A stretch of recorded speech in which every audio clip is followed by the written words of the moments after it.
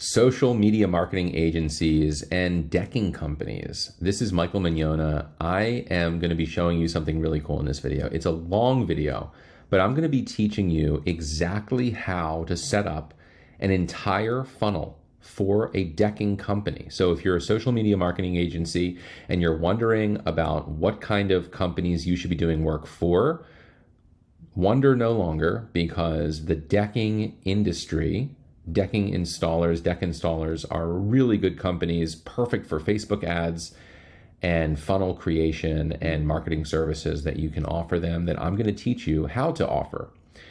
And in this video, I'm going to be setting up from scratch a decking funnel. You're going to get to see me do every single little thing I do when I set up a funnel for a particular type of client. But I'm going to do it from the way beginning. So what I do is I use a CRM and I build everything on top of a CRM. And below this video is a link to sign up for a free 14-day trial of the CRM. And here's why you should do it, okay? First of all, it's an affiliate link, so I will make a couple bucks, and that's great. I'll keep being able to make these videos if I continue making money from making these videos.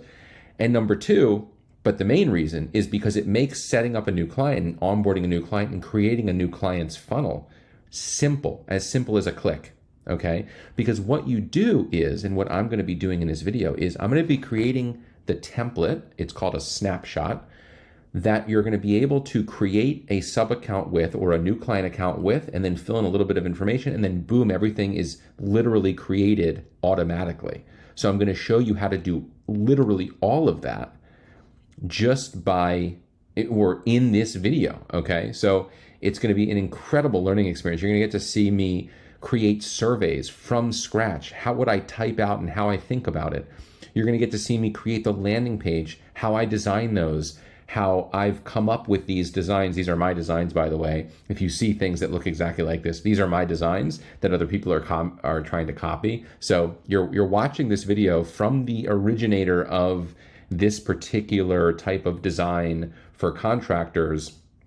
And I'm going to literally let you peek behind the curtain the entire time and look over my shoulder as I do this step by step. This is like a 3-hour video, okay? You really get to see every little thing that I do. This is ridiculously valuable. And it's for people who are looking to get leads for decking contractors. I highly recommend going after clients that install decks. First of all, it's a great time to get good at it because spring, after this winter, fall and winter, that's when decking is going to blow up. And if you know how to do it, that'd be great. And you can even get clients right now. So watch this video. I'm just going to let it play. Set a lot of time aside to watch it. Do things along with me. I really think you'll get tons and tons of value. This is like the best crash course for learning how to use one of the best marketing tools ever for a social media marketing agency, which is an amazing CRM. This one in particular is the best, hands down, no question about it. If you can get good at using it and creating sales funnels and automations and everything, I'm going to teach you how to do it all in this video. You can make a ton of money. I mean, it's unbelievable. You can get 20 clients to pay you $1,500 a month or more for these services. I mean, that's life-changing for many people. You know, I have 100 clients that pay me to do this. You can get there too. This is how I do it. Watch the video, enjoy, leave comments, like it, share it, subscribe, get the trial with the link below, and I wish you guys the best of luck. All right, so I'm going to be creating a sub account from scratch for a decking company. Now, what I'm going to be doing here is I'm going to be creating a sub account perfect for any decking company. And I'm even going to create it with custom values so that it can be duplicated. And then as long as you fill in the custom values, it will automatically create the entire funnel, sales funnel, with all of the automations, all of the landing pages, all of the thank you pages, everything for your decking client immediately with the click of a button. And this is going to be amazing. So I want to just do it from scratch, and I want to just document how I would go about doing this and how I am going about doing this, because I am about to sign up a decking client, and I'm going to do this in anticipation of everything I'm going to have to do anyway. I haven't actually talked to this person yet, but when I do, I'm sure he'll end up wanting to work with me, and I'm going to be, telling him all about the things I'm able to do for him. And this is one of the big things. You need a sales funnel if you're going to be pointing traffic to it from Facebook or other digital channels like that. So we need to create this. And I already have this created for my roofing clients, for my interior remodeling clients, for my fencing clients, all of these other people, but I don't have one for decking clients. And so I'm going to create it, but I'm going to do it from scratch. I'm not going to use any of the stuff that I've already created for my other clients. I'm going to do it from scratch so you can watch the whole process, so you can copy it yourself. Below this video, you will see links for, downloading this whole snapshot when it's finished so that you can sign up decking clients yourself. And it'll be really awesome. So just check below, get this snapshot, get the funnel, get whatever I leave you down below by clicking the link and just grabbing it. And what I recommend doing if you're an SMMA, if you're a social media marketing agency, if you're an agency, if you're a decking contractor and you want to do this yourself, purchase start your free trial with the CRM that I'm building this all on top of. This is what it looks like. I've customized it a bit so it looks, it's more according to my brand. But this is the CRM. And, I recommend, if you're an agency or an SMMA, I recommend getting the biggest agency package that you can, because then you get unlimited sub accounts and you don't have to pay any additional money for any sub accounts. And you can even, when you give your clients access to their own CRM, you can charge them monthly for it and add it on as an amazing bit of value on top of the advertising you're running for them and the lead gen you're doing for them. So in this video, like I said, I'm going to be creating a snapshot. I'm going to be creating a whole sales funnel and everything from scratch. And you're just going to watch me do it. I'm going to try to just keep it all into this one video. It might be really long. It's going to be an amazing free training on YouTube. And then below it will be links to all of the things you need to get all of the stuff I create on this video for yourself. But don't just grab the stuff and start using it. I want you to watch this video, and I want you to watch it because otherwise you're going to grab the stuff and you're not going to know how to use it. You're not going to know how it works. Learning how it works is a huge part of actually making use of the CRM and learning marketing in general. So I want you to use this video as a reference point. I want you to learn a ton from it. Watch it a lot of times. The more you watch it, the more you'll understand things. Certain things will make more sense the 10th time you watch it. You'll hear something and it'll sort of, it'll implant itself in your brain. And then the 8th time you watch it, the light bulb will go off and you'll get all these amazing ideas. And this is how I come up with my ideas. I do things over and over and over and over again. And I refine things over and over and over and over again. And it's just a huge, huge reason why I've been able to get hundreds of home service clients, roofers, fencing contractors, interior remodelers, now decking contractors, and why I've been able to create a business that brings me 50K plus per month in recurring revenue, and I'm hoping to grow over 100K a month over the next year. So this is how I'm going to do it. I'm going to do it by doing exactly what I'm doing in this video. So let's just start. So the first thing I want to do here is, I'm logged into the agency level. So I'm not in a sub account right now. I clicked over to the sub account tab so I could create a sub account. And what I'm going to do here is I'm going to create a sub account that I'm never going to actually use. I'm not going to use this actual sub account for a decking client. What I'm going to do is I'm going to create the sub account as like a template, and then I'm going to create a snapshot based off of this sub account. And then whenever I get a decking client, I'm going to create a new sub account from the snapshot. Okay, that might sound confusing, which is why I want you to watch this 10 times, because it'll eventually make complete sense. So just keep watching, be patient, turn off your cell phone, zero in on what you're doing right now, and really concentrate, because this is about to be full of insane value for free on YouTube where you're watching this right now. So the first thing I'm going to do is I'm going to add an account manually. And I'm going to, it's asking me to select a snapshot. I don't actually want to select a snapshot because this is a blank, this is going to be a blank account here. So I'm doing it from scratch. So I'm just going to put my name in here and my email address. And I'm going to call this, so the business name, so this business name, I'm just going to call it decking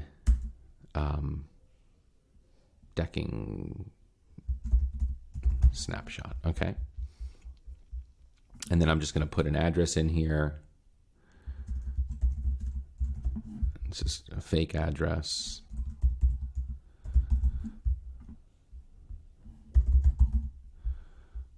Okay. Sometimes this is weird. You have to kind of click it and then click it again, and then the drop down appears. We'll do Maryland.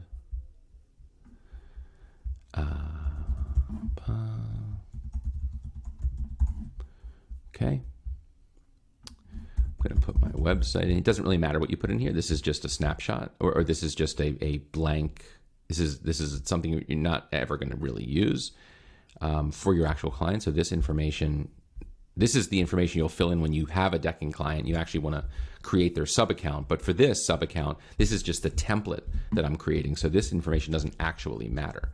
But it requires you to fill it in nonetheless. So now I click save, and now I've got this blank sub account called decking snapshot. And so here it is, and I'm going to now click switch to sub account. Now that I've done that, what I'm able to do, so I'm going to click ignore. This is all just really annoying stuff.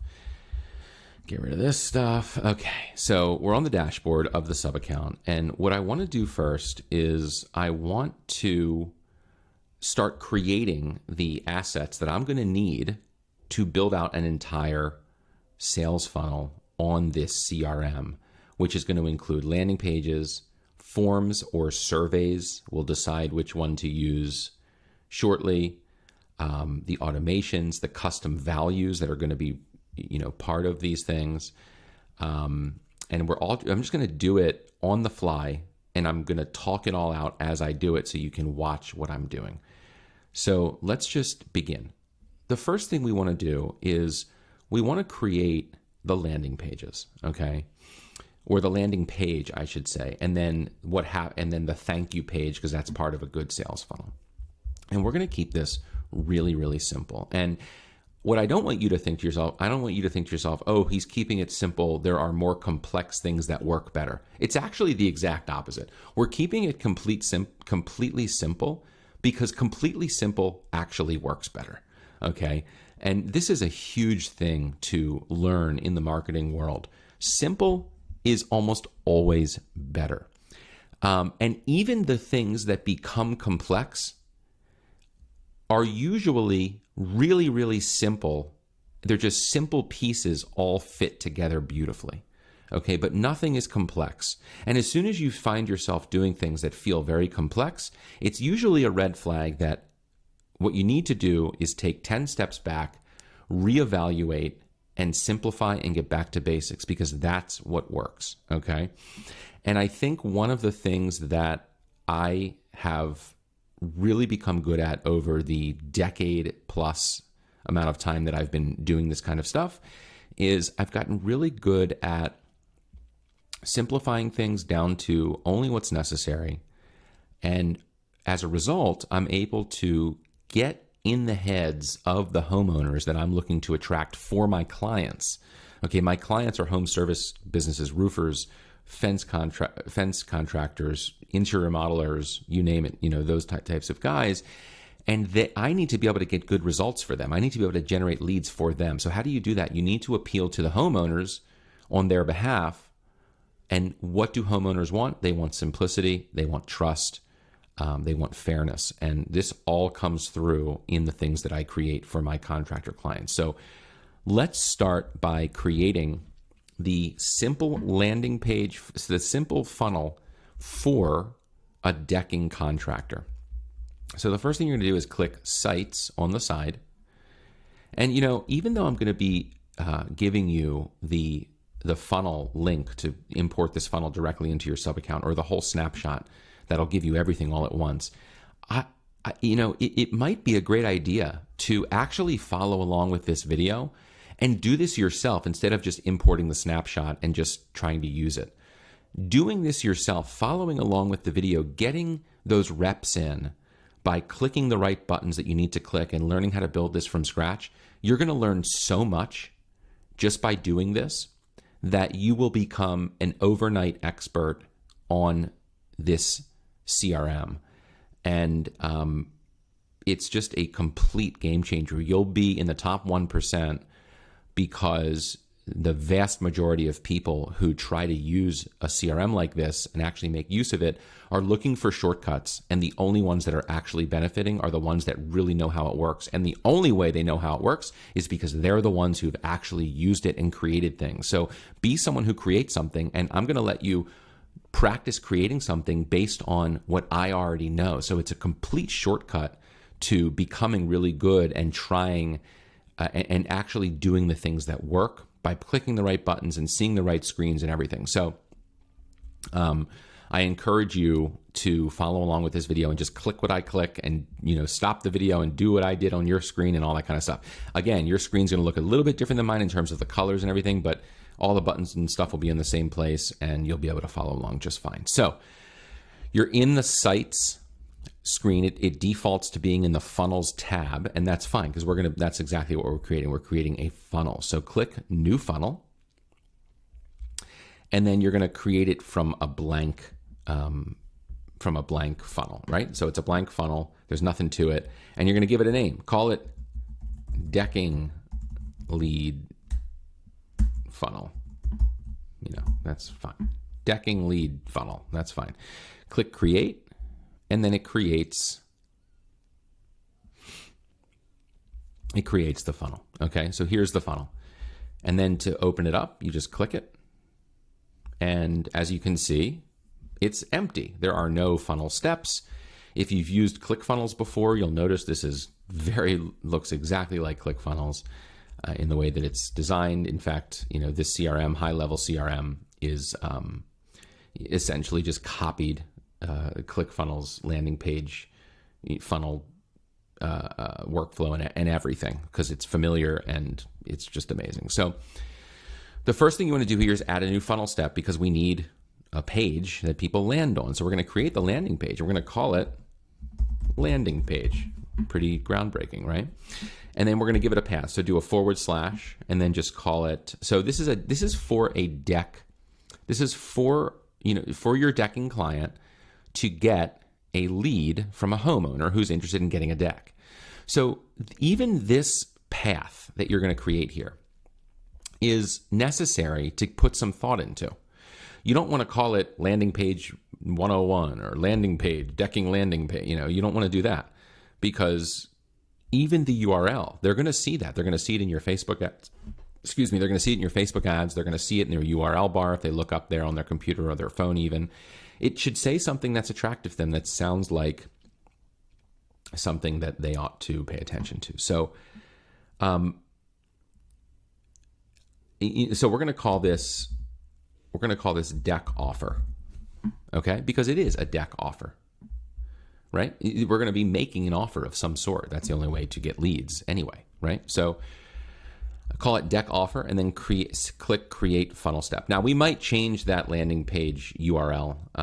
Now here's the thing: when that was created, that landing page URL was created at the top level. Okay, this is might get a little confusing, but the actual landing page, it adds the word page to it, so we can offer. We can adjust this ultimately. Okay, so we could actually delete this and call it best deck offer, and then click update page. And now, after we connect a domain to this, it'll be like, you know, marylanddecking.com/best-deck-offer, or, so that it'll be a really pretty URL. Anyway, so now you have the landing page created, or at least the placeholder for it.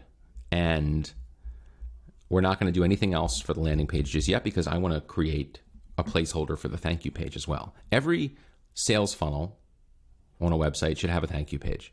Thank you pages are a huge opportunity to continue marketing to the homeowner even after the lead, even after they've been created as a lead for your decking client. So for instance, when you generate a lead, that shouldn't be the end of your job as a marketer. You should really be doing things that increase the likelihood that your decking client is going to be able to get that homeowner on the phone, so that the homeowner is really excited to talk to your client. Because ultimately, if your decking clients can't sell decks from the leads you get them, they're going to fire you. Okay, so you need to do everything in your power to increase the likelihood that your decking client sells decks from the leads you get them. It's not just about getting them a bunch of leads. It's about getting them leads and doing what you can as a marketer to increase the likelihood that those leads actually purchase something. So you need a thank you page, because on a thank you page, there are a lot of things that we're going to go over that a good thank you page accomplishes. And so we're going to create a thank you page and we're going to use it. So click Add New Step, call it Thank You Page. Give it a path of / deck. Now, okay, so this is a really interesting thing about the thank you page. The thank you page is going to be the page that we use when we create Facebook ads to trigger a conversion, okay? So we want to put something in the path here that will let us know, that it'll be unique to the deck landing page. Maybe this is a company that has multiple things they do. They do decking and roofing and blah, blah, blah. But we also want it to have something that triggers a lead no matter what vertical was converted on. So this will make more sense also once you watch more and more and more of my videos and really all this stuff starts to click.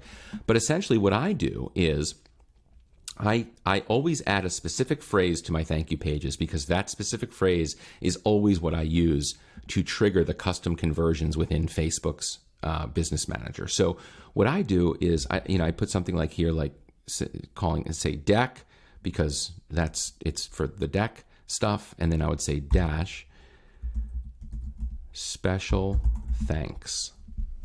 Okay.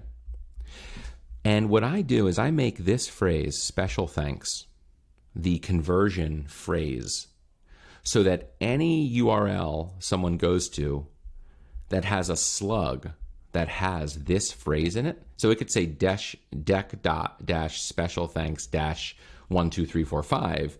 And as long as it says special thanks, thanks, that triggers the conversion event. And I want that to happen. So I'm going to call this deck special thanks and create funnel step. And you should do the same thing, because I'm going to ultimately be teaching you how to set up Facebook ads and everything. And so, this will really help you when that is all set up, because the custom conversions will work properly. And that's a big deal. And we'll go over that in later videos as well. So, all right, so you've got the landing page and the thank you page. Super simple, right? There's one other thing that I want to create, because this is like a fail-safe sort of thing that you can have on every funnel, and it makes the whole privacy thing just way easier to deal with. So I'm going to add another step, and I'm going to call it privacy page. And I'm going to call this privacy policy, and create funnel step. Okay. And we're going to create a little privacy policy page there with a little snippet of information that, you can just direct people to in case it's necessary. So that sets up our 3-page funnel: landing page, thank you page, privacy page. And now we just have to build out each and every one of these pages. So let's get started with that. So we've just completed a lot of things. We've created the basic structure for the landing pages and everything. Okay, so right now I'm going to be building out the landing page. So let's jump over to the landing page. Now things are going to start getting not crazy, but I'm going to be jumping around a bit because I'm going to be creating a landing page, the structure for it, everything, but then I'm going to have to jump into other parts of the CRM to fill in some of the data on the landing page, and you'll see what I mean by that as we do this. So so let's just jump into editing the landing page or creating the landing page. And what you're going to do first is click create from blank. Okay, and that's going to create this blank landing page with literally nothing on it. And we need to put stuff on it. So the first thing we want to do is we want to click full width. Now, if you accidentally clicked over here and that disappeared, no problem. All you do is go to section. So it works by sections, and then every section has a row, rows, and then every row has is made up of columns, and then every column has elements in it that, text and surveys and buttons and things like that. So before you can have a row, you need to have a section. So you just click section, you click add section, and then this pops right back out. Now I want to create a header, and I want to create it full width, so the full width of the screen. And there's the section. It's delineated by this green line here that surrounds it, so you can see where the section exists. Now I want to create a row inside of this section because a row is going to hold our columns and elements. So I click add row, and then I want it to be a one column row because I'm gonna show you why. Okay, so one column row, and now I want to put an element in there, and what I want to put in here is a logo. Okay, because ultimately what I want to have happen is I want all of my decking clients to have their landing page have a logo at the top of the page, just so it can brand the landing page for them. It's a really simple, easy way to brand a landing page. So I want to click add element, and I want to add an image. So I'm going to scroll down to image. I'm going to click and drag it into this spot here, and there's your image. Okay, now that looks pretty dumb to have a logo that gigantic on the page. So I'm going to scroll, I'm going to click the element, and it says image settings. I'm going to scroll down, and you'll notice right here it says width. There's nothing filled in, so it just shows the full size. Usually about 150 pixels is fine if it's as a width, and that'll scale it down, and it'll retain the aspect ratio of the image, so you don't have to put anything in there for height. So just for width, if you just make the max width 150, that's usually okay. Now, if I scroll my mouse over this, you'll notice that all this empty space from this green line down to where the logo starts, there's lots of white space, and same with here. That means it's going to take up a ton of space. So number one, I think the image itself is a little large. If the logo of your client is kind of a square, this is not quite a square, it looks like it might be a bit of a rectangle, longer on the top than it is on the sides, although it might be a perfect square, I can't really tell. Bottom line is, if it's a perfect square, like if it's not long side to side or horizontally, then 150 might be a little wide, so you might even want to make it 100, okay? Because really this doesn't need to be a big thing, it just needs to be big enough that they can see the logo but not take up too much space. Now, I want it to be much tighter. I want there to be a lot less dead space, top to bottom. So as you can see, a lot of the white space is coming from the padding on the top and the bottom of this green section area. So what I want to do is I want to scroll my mouse over this so that the section area highlights, and then you'll notice when I click it, it adjusts to the section settings over on the left here. And you can see there's a 20 pixel padding on the top and the bottom. So let's change it on the top. You'll see what happens. Watch, I'm going to change this to 5. Actually, I'm going to change it to 0 because we don't need any padding from the section on the top or the bottom. Now, look how much less dead space there is. But there's still dead space. There's still, white space. And now you can see it's coming from the blue, which is the row. So if I click this, it'll switch into the one column row settings. And you'll notice there's also padding here. So let's see what happens when I make it 0 and 0. Okay, now it looks like there's a good amount of space now, a healthy amount of space between the logo and the top and the bottom of the section that it's living in. I could tighten it up even more. So you'll notice when you scroll over and it's the purple, and it turns purple, that's the column.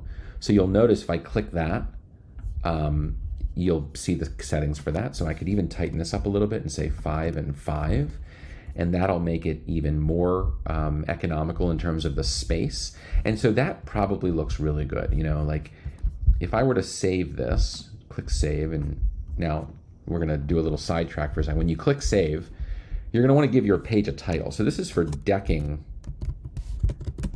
It's for a decking offer. So you could just call it decking offer for now, and then click update metadata, because this is the metadata. And ultimately we can add an image in here and everything, but we can update that when we kind of refine things at the end. Let's get the basic structure built first. So click update metadata. Now we can preview it. So when you preview it, this is what you have. This is it. It's just a placeholder image, and that's it. That's the blank page with what's eventually going to be your client's logo. Now, the question is, how do you get your client's logo in there? Well, there are two ways to do it. One of them is way better than the next, especially if you're going to be creating a lot of sub accounts for your decking clients, so you don't have to do a million things a million times. And so what we're going to be doing is, if you click this image, okay, so you're in image settings. And by the way, you can always, if you have trouble scrolling over things and clicking to get to the right settings, if you want to, this is an element, if you want to edit this element, you can always click elements and click manage. And then you'll be able to, there will be a whole list of all the elements that are ultimately on the page. You'll be able to click on the one you want to edit, and that'll bring up the settings here on the left. Okay, but anyway, this placeholder image that comes, you know, as a default image lives at a particular URL, just like every image on a website does. That's how websites work. So if I were to copy this and paste it in my browser, you would see that this image lives at this URL. And as you can see, the CRM high level is using Google's cloud to deploy its images, okay? So, but what we ultimately want to put in here is a custom value. And pay attention to this right now, because this is going to take you from a beginner to an expert in this CRM just by learning how to use these custom values. So this image here can be dynamically replaced, or not dynamically replaced, but it can be determined based on the custom value that you add in when you're setting up the new sub account. So what I want to do here is I want to change this. I want to create a custom value so that when you enter the custom value in the custom values screen, it automatically replaces with the custom value that you add. I know that sounds a little confusing, but just follow me for a minute here. So what I'm going to do is I'm going to click save to make sure this page is saved. I'm going to exit the page, okay?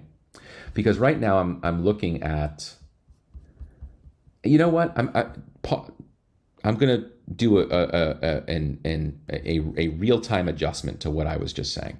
I'm not going to do the custom values yet. I don't want to go back and forth a million times every time I want to do a custom value. Instead, we're going to create the page structure, and then we're going to go back into the page and do all the custom values at once. We're going to make a list of all the custom values we need, and then we're going to replace them, and you're going to love it. It's going to completely make this simple, and you're going to learn so much. It's going to be ridiculous. It's going to be kind of unfair to people that are downloading this CRM and trying to use it without having a training video like this. So this is our logo area. Perfect. Now what we want to do is we want to put in place here a survey that is ultimately going to be something that people are able to fill out and ultimately become a lead to receive a deck quote, okay?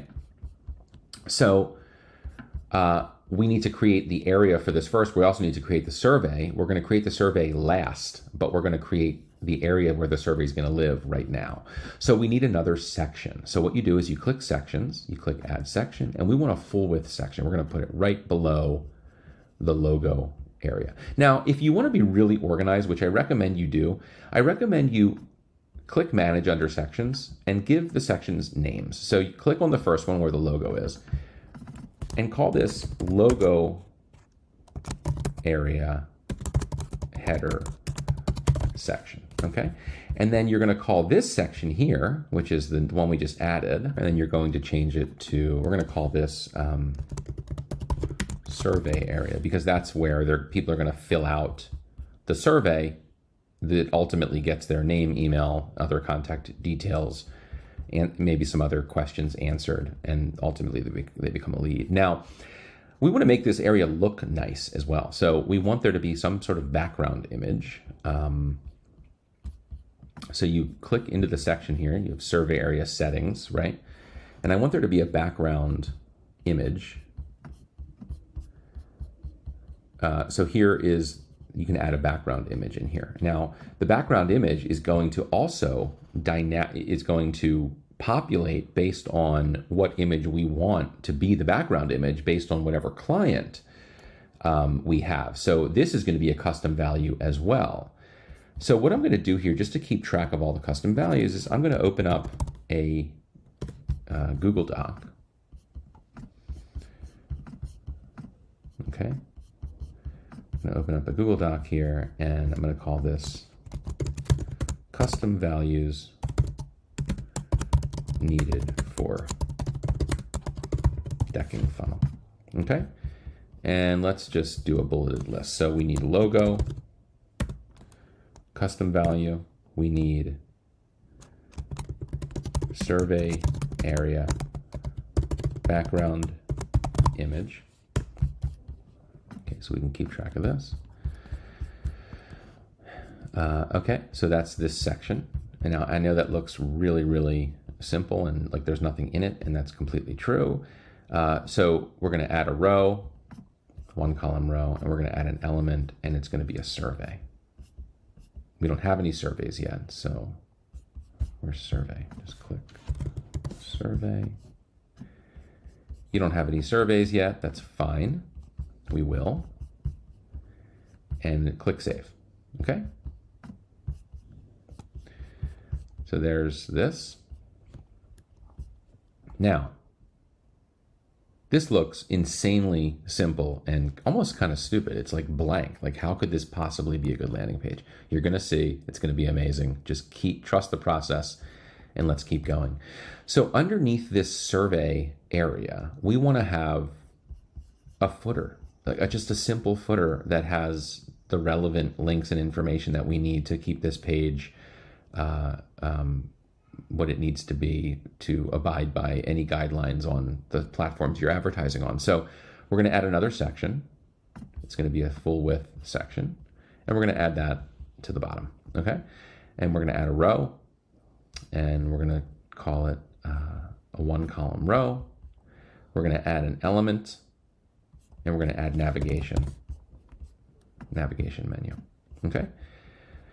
And at the bottom here, we are going to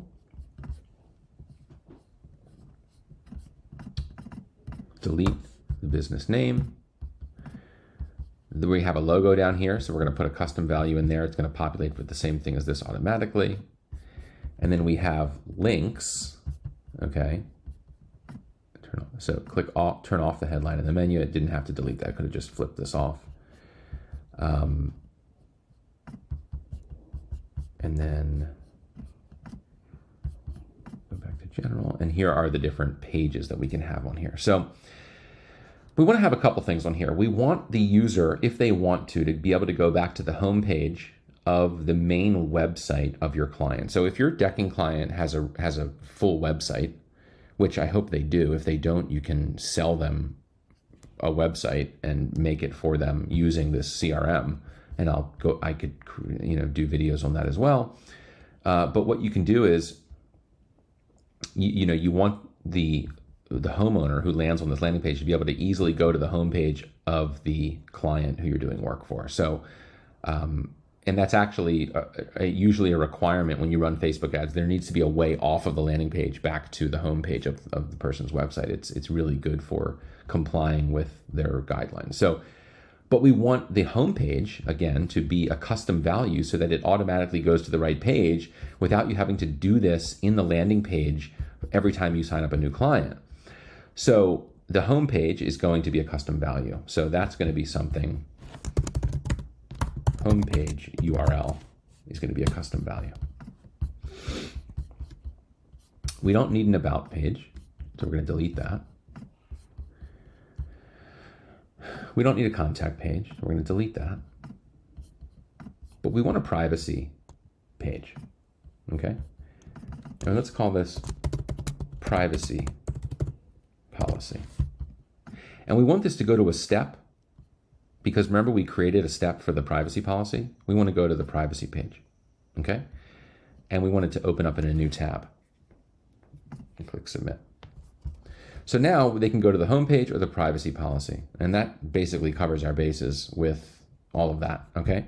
Now, again, I know this looks insanely simple, but this is an amazingly effective landing page structure for getting leads using Facebook ads, okay? So now all we need to do is fill in the custom values for the logo, for the homepage URL, for the background image of this survey area. We need to create the survey as well so that it will show up here. And then we are like done the landing page basically. And then we need to create the thank you page and all the stuff that needs to be on that. And we need to paste in what the privacy policy needs to say at a bare minimum onto the privacy policy page. So click save. And what we'll do next is put in create the custom values and then populate the short codes for the custom values into the landing page here. And we're going to be creating the 3 custom values we need thus far in order to finish this landing page. So let's get out of here by clicking this arrow. Then we're going to go to settings.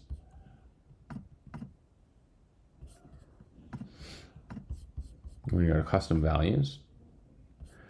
We're going to create a few of them, right? So the first one is logo. We're going to call this logo URL and just give it a custom value of a hash mark to begin with, okay? Or a hashtag, and click create. Then we need another custom value. We need survey area background image. Survey area background image URL. Give that a hashtag value as well. We're going to replace the hashtag with a real value at some point. I'll show you. And then we need a homepage URL. New custom value, homepage URL, and give it a hashtag value. Click create. Okay, now we have these custom values here. Now what I'm going to do is I'm going to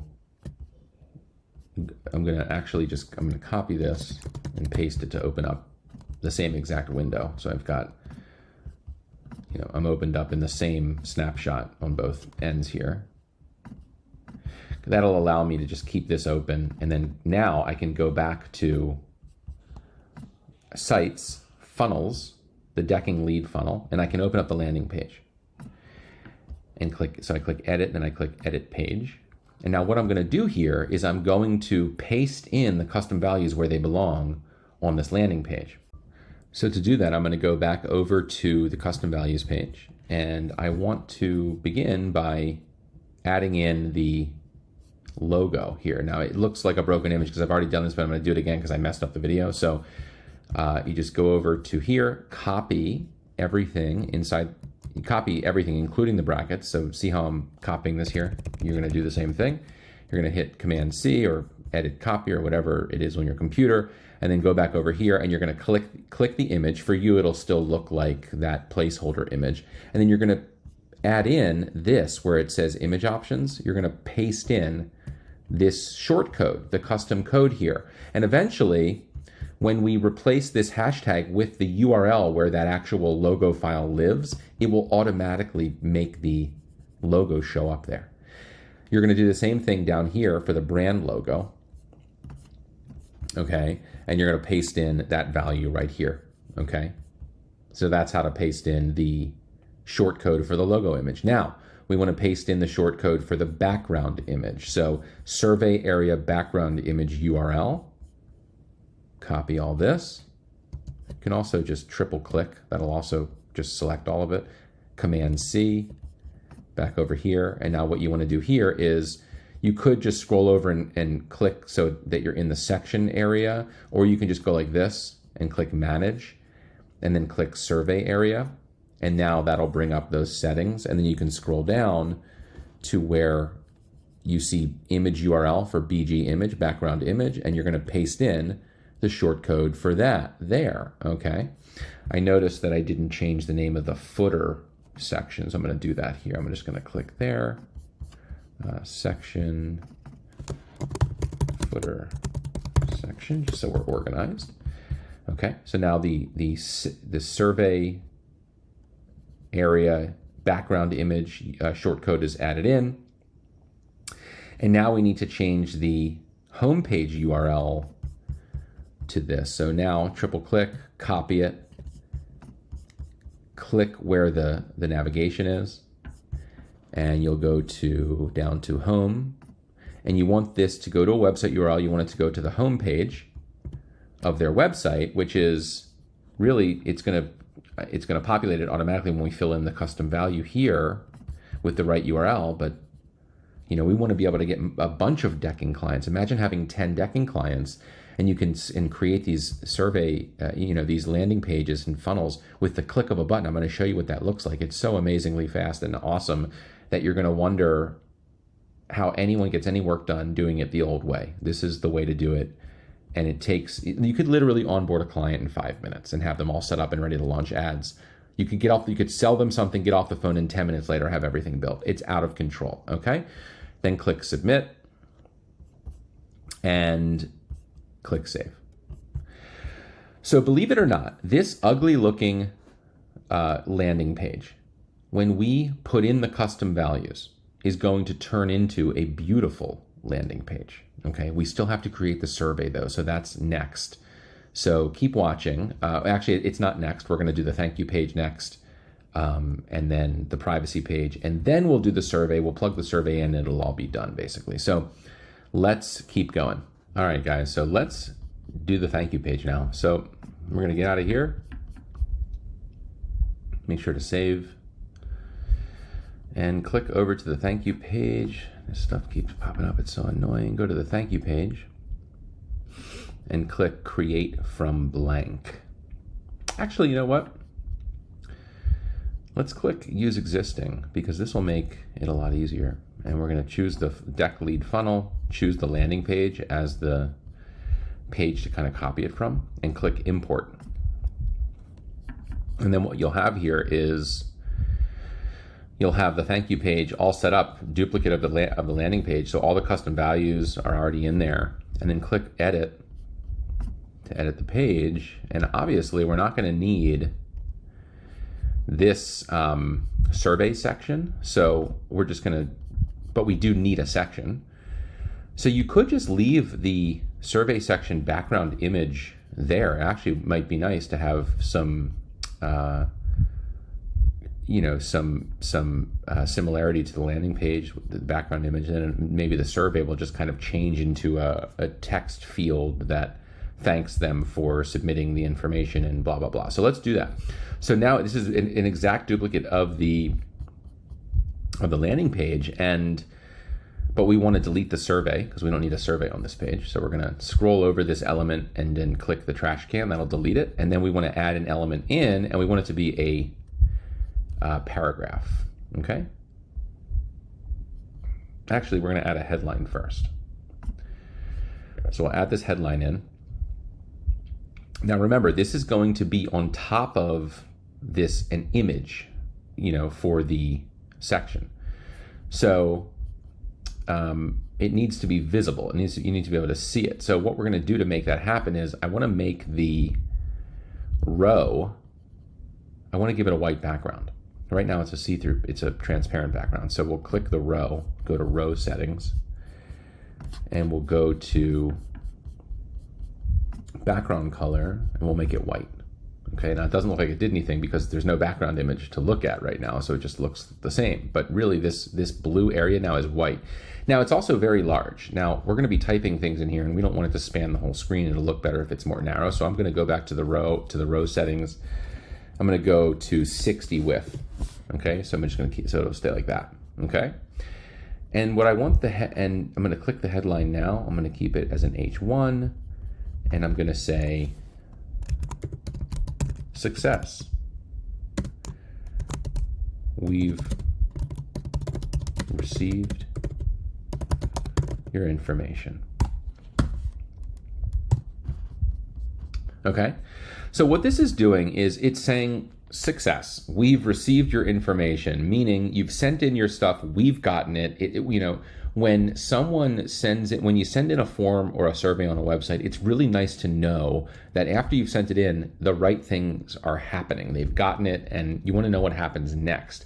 I can't tell you how many websites I've been on where I've submitted a form or a survey or something, and there isn't a really clear indication that what I just sent in went anywhere. I have no idea what's going to happen next, no idea what to expect. It's just a really bad way to start off a relationship with a company, just wondering what the heck is going on. So what we want to do here is now let them know we've received the information, and then what happens next. So this headline gets us part of the way there. Now I want to make it look a little bit better, so I'm going to click the headline, and I want it to be all on one line for desktop. So go like that for desktop. And then what I want to do is switch over to mobile view, see what it looks like. This is huge. So let's do, I think that looks good. Okay. Back to desktop. All right. Now we want to tell them what happens next. Really simply, okay? So element, add element, paragraph. Put that right underneath the headline, okay? Let's first start by adjusting this. So we want it to be paragraph view, you know, left aligned. It's too small, so let's make it, I think 16 might look good. Yep, 16 on desktop, and then mobile, I think you can go 16 as well. And then let's actually make it spaced more like 1.5. So we go under advanced and change it to 1.5, a little bit easier to read. And we want to give it a little bit more space between the actual element and the headline as well. So let's do a margin, a top margin of 10, I think brings it down to a nice spot. Okay. And now what you'll write here is, you know, we want to let the client know that we're likely going to send them an email or text message. So look out for an email and text message from us.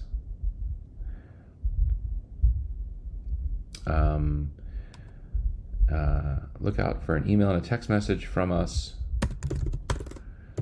in the next few minutes, and if it's during normal business hours, we'll likely call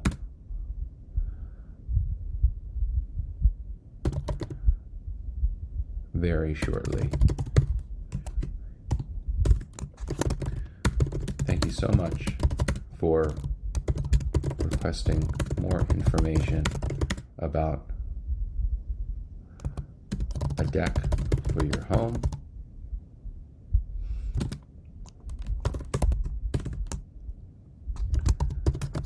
Regards. And now what we're going to put here is we're going to sign off with the owner name and then business name. Okay.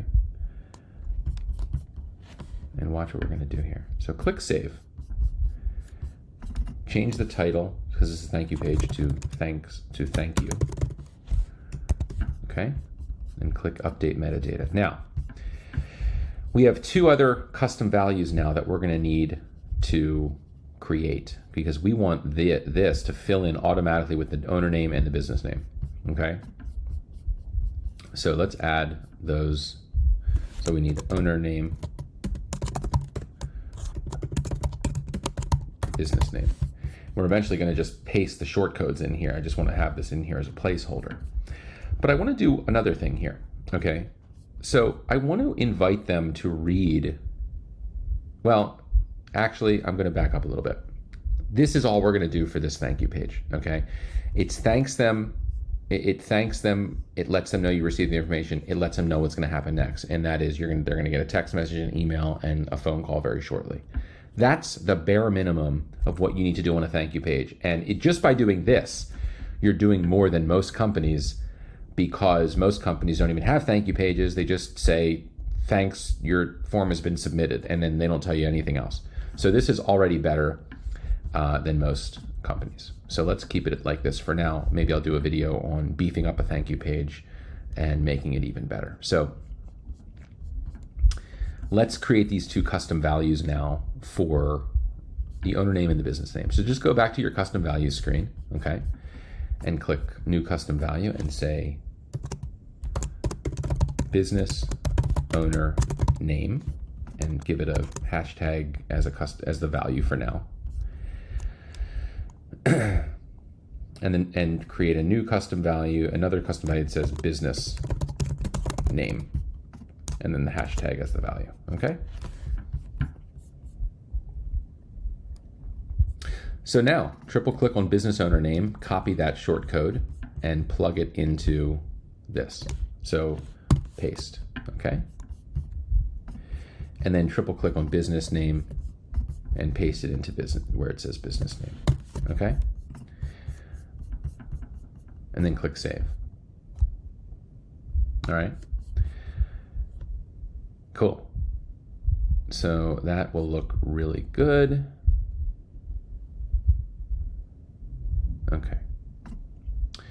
Let's actually give this a border. So I click the row, okay? I also could have just done this, manage, and I could have just clicked there to get to it.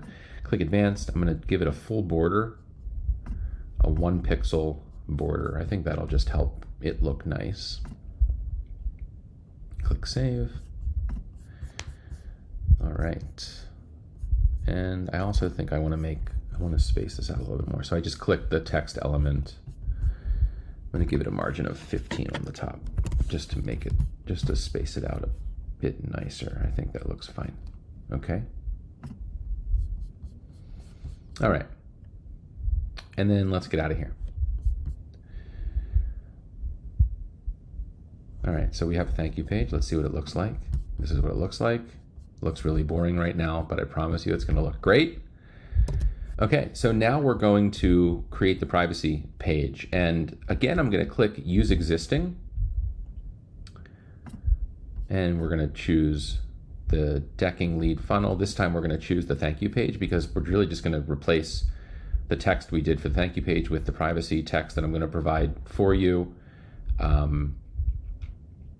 To copy and paste, and click import, then choose edit, type in privacy policy, copy all that, paste in the privacy policy that I provided for you to copy and paste, and click save. How easy is that? And then privacy policy, update metadata, and click save. Okay. Now we've done the privacy policy page. We can preview it. This is what it looks like. Really simple. Perfect. Okay. We've got the funnel created except for the survey, which is not done yet. So let's do that. All right, time to create a survey. This is one, I'm going to create this from scratch as well. You're going to get to watch. It's simple, but also there's some stuff I'm going to need to show you, maybe a little back and forth, and but we'll do it together. So let's just jump right into it. First of all, I want to talk about why I'm doing a survey and not a form. So I'm doing a survey because people really like filling out one thing at a time, and it allows you to have a bit more control over the feel of collecting their information. You can be more conversational with them. So I want to build a survey. I want to show you how I build them because I think it's a game changer. Okay, so I'm going to scroll over surveys and go to Builder. Now we want to give the survey a name that is descriptive, but we also just want to name it whatever we're going to ultimately want the email notification of the lead to say, okay? So, and that'll make more sense in a moment. Let me actually back up. So I clicked, so let me just delete this and I'll start over here with how I'm creating this, okay? So let me ignore all this crap. All right. I'm gonna click Add Survey, Start from Scratch. It's gonna open up the survey screen.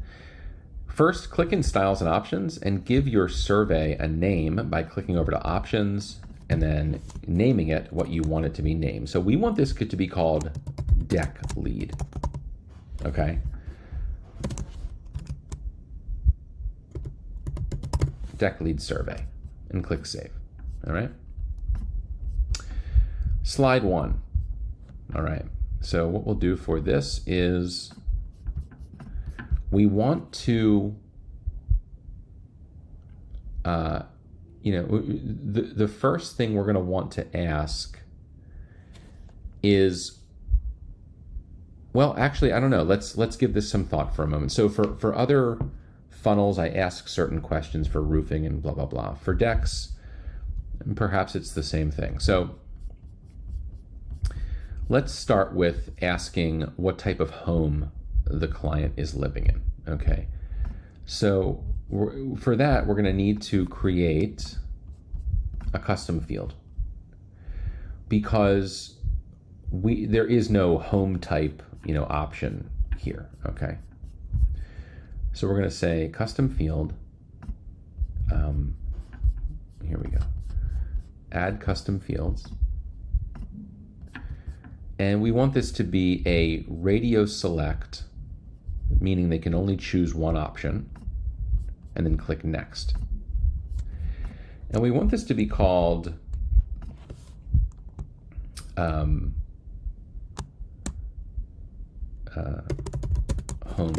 type, okay? And we're gonna put this under general info, or additional info actually. And the first option is single family home. It's called single family. Townhome. Mobile home. Or commercial. Okay, so basically they're either living in a single family home, a townhome, a mobile home, or a commercial property, okay? And then what we wanna do here is we wanna add images in for each one, okay? So I'm going to share with you a link to a Canva.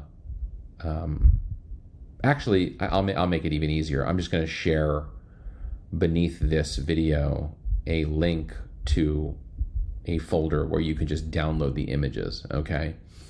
So let me grab those images right now.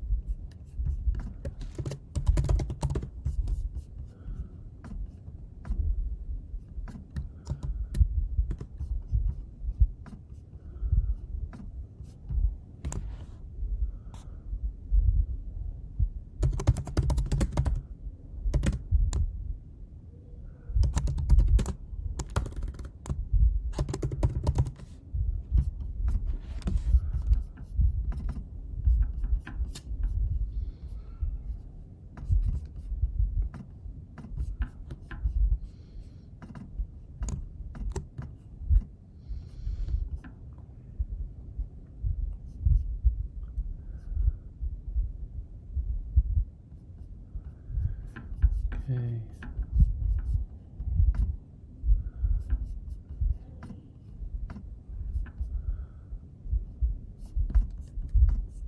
All right. Okay, so I created a Google Drive folder here, and you'll be able to just download these 4 images. So let's do that. Let's download them. You'll download them to your computer. See, it's zipping the file up, and now it downloaded it, and now I've got the zip file that I can open up. Images for funnel. Here it is. All right, so you've got home, mobile home, or I should say single family home, mobile home, townhome, commercial. All right, and now we're going to use those images to put them in here. So for the single family home, I'm going to add the first one. For the townhome, I'm going to add the townhome. For the mobile home, I'm going to add the mobile home. And for the commercial building, I'm going to add the commercial building. And then I'm going to click Save. And that custom field will show up here, okay? And then I'll drag it into here. So here you go. Single family, townhome, mobile home, commercial, all right? The next thing I want to do is I want to, let's see here.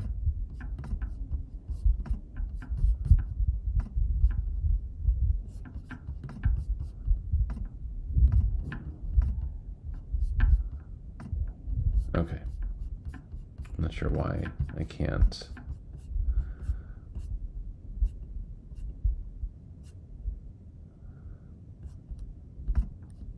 Oh, that's why. Okay. Okay. So the first thing I want to do here is,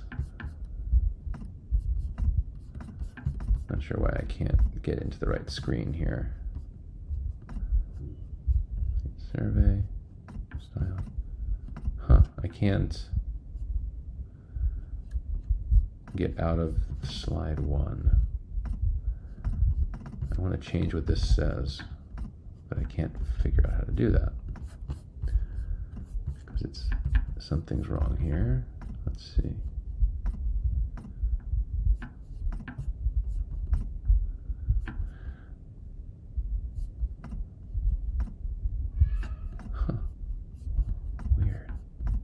Okay.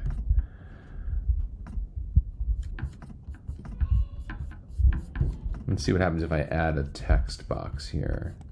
That just makes it easier. Huh, so I can edit.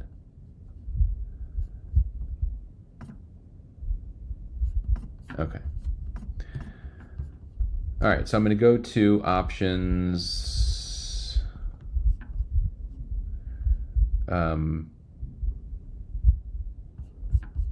Styles, show label, get rid of the label. Okay, that's going to delete that. I don't know why that was so difficult. Usually it lets you change what this says. Maybe that's just on forms. Anyway, so I've got the ability to select one of these options. we want this to say something. So this is where some of the styling is going to come in, but I definitely want to say what best describes your home. Okay, so it's basically my home is single family, it's a townhome, it's a mobile home, or it's not a home, it's commercial. So this is gigantic. We're gonna make this way smaller. That looks good. We're gonna style it and make it look even better after we just get all the form fields in here, all the survey slides and everything, okay? So that's gonna be the first slide. The next slide is going to be,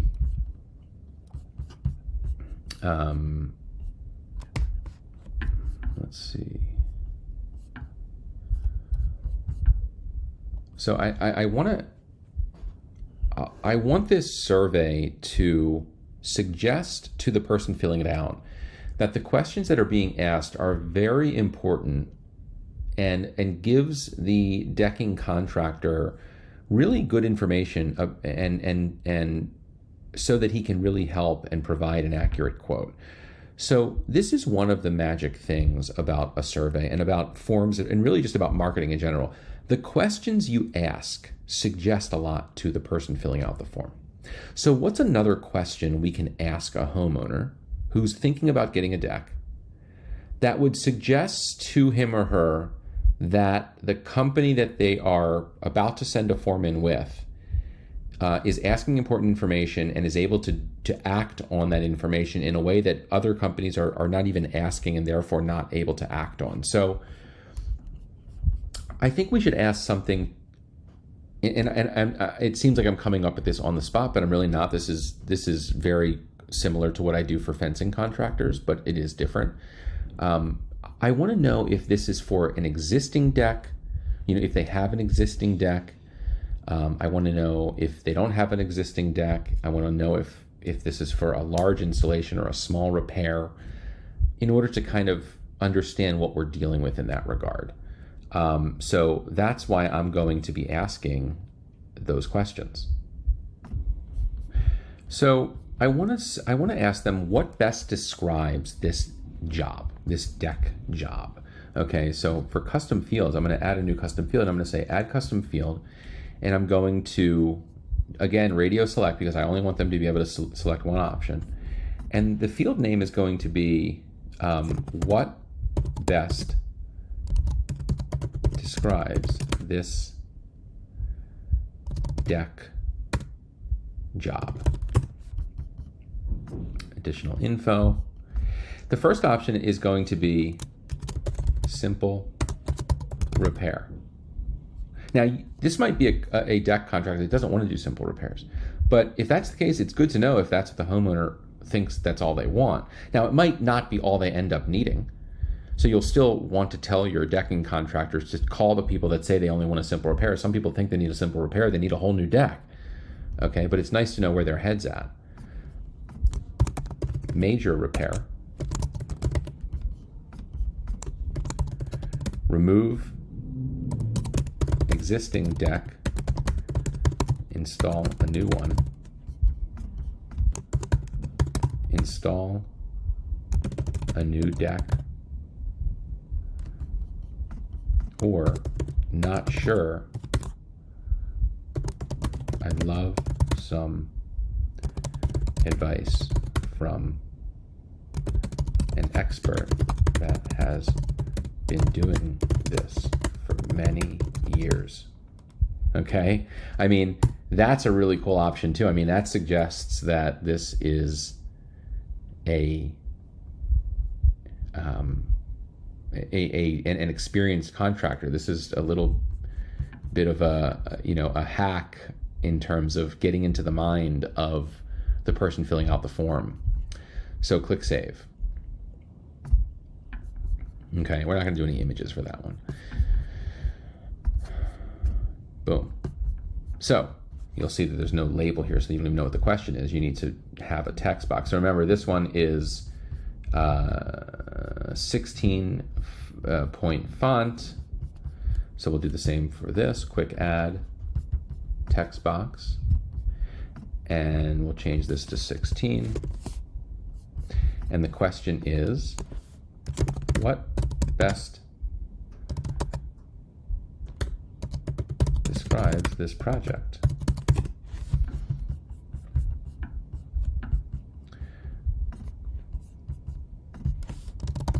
What best describes this deck project? Okay.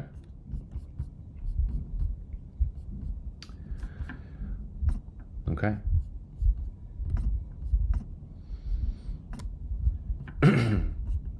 Awesome. Click save.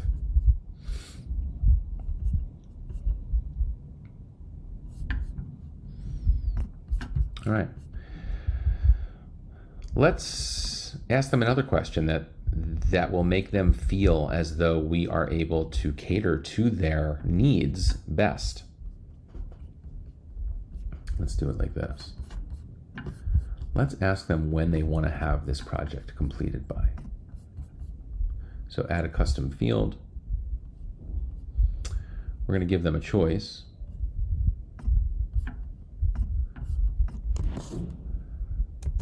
When do you hope to have this completed?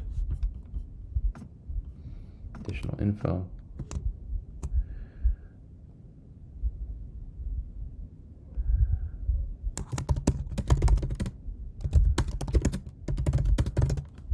Less than 30 days from now.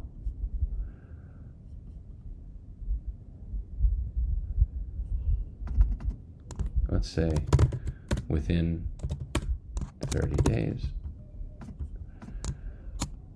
30 plus 30 to 60 days.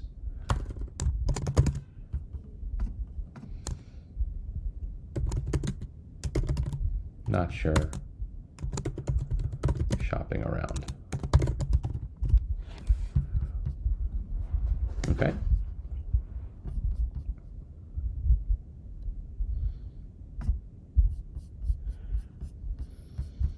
Let's add a slide. Add that in. Quick add. Go to text. Change it to 16. And make it say, when are you hoping to have this decking project completed? By when are you hoping to have this decking project completed?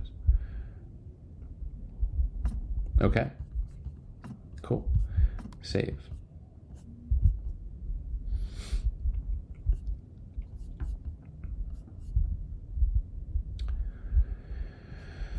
All right. So after slide 3, when are you hoping to have this decking project completed? I want to add a slide that suggests to the homeowner that they could get quote unquote special pricing if they happen to live in an area that the contractor is currently doing other work and can therefore offer a bit of a discount just by virtue of it being more convenient and that sort of thing. You know, having something like that in there just really helps the homeowner feel really excited and confident that they are in fact going to get a quote for the project they're looking to get done that's really fair and maybe even a little bit less expensive than it might be if you went to a different company and got the same exact thing, even if it's just a few $100. So more value for less money. And so let's see how we would do that. So I'm going to add a slide and I'm going to ask for the zip code of the homeowner. Okay. I don't want it to say postal code. I want it to say zip code. So so zip code for field title, even though we have those hidden, and I'm going to call this zip code, and I'm going to make it required. I want these to be required also, by the way.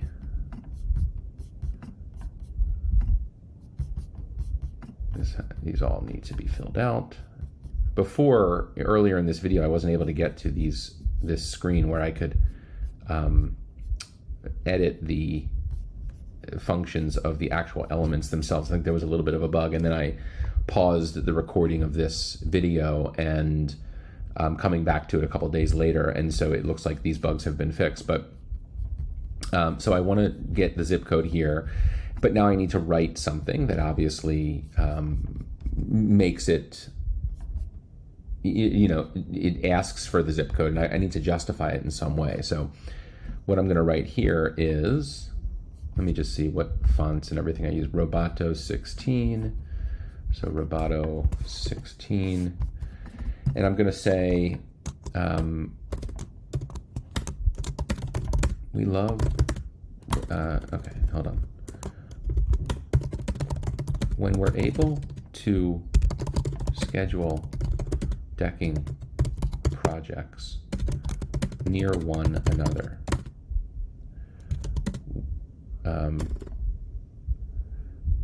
we can offer our best pricing because it's more convenient for our crews.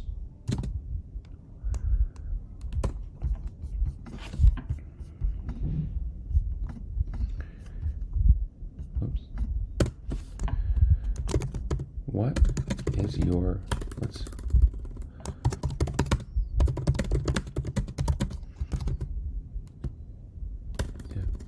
let's find out if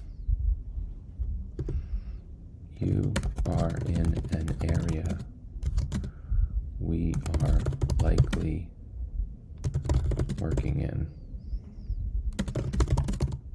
the near future. What's your zip code? Okay, cool.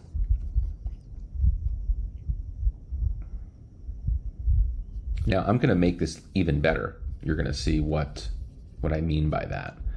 We're going to be styling this form after we get the content on it, and it's really just going to be a game changer when we do that as well. So, there's a lot to this video, a lot to creating surveys that are really, really compelling.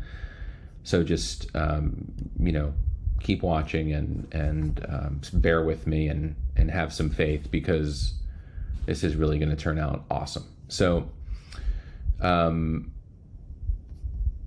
so now that we've gotten their zip code, we want to grab their name, email, and phone number. We also may want to grab their full address, but maybe that's not necessary on this particular form. I do grab the full address for roofing leads, because oftentimes roofing contractors are able to measure the roof via satellite and get a bunch of good information even prior to talking to the customer. They can get an idea of what they're working with, but it might not be necessary for decking. You're not going to measure things via satellite, I don't believe, and it may just, this may be sufficient with regards to asking what we need to ask of the homeowner. So I'm going to actually skip asking for a full address for this particular form and instead just ask for a zip code. And then if we need a full address, I can always add that in, after working with the client for a little while. And, if they really require a full address because that's what is going to give them the information that they need, that's fine. But I think let's just stick with the zip code, and we don't necessarily need a full address. You know what? I changed my mind. We're going to do a full address. Okay. I was sort of just trying to understand how I was going to justify it, because on a roofing form, we justify asking for a full address because we do say that we're able to measure the roof via satellite prior to talking to the homeowner, and that kind of justifies why we're asking for a full address. I think we'll be able to justify it for a deck as well. So let's just do it, and we can always remove it if we think that it's the reason that people aren't completing the form. So now we're going to ask for address. So the address element here is actually street address. So that's why I actually like to kind of click into the element and say street address.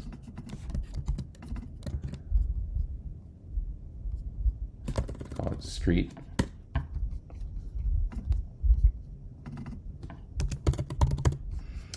Okay. And then we go city,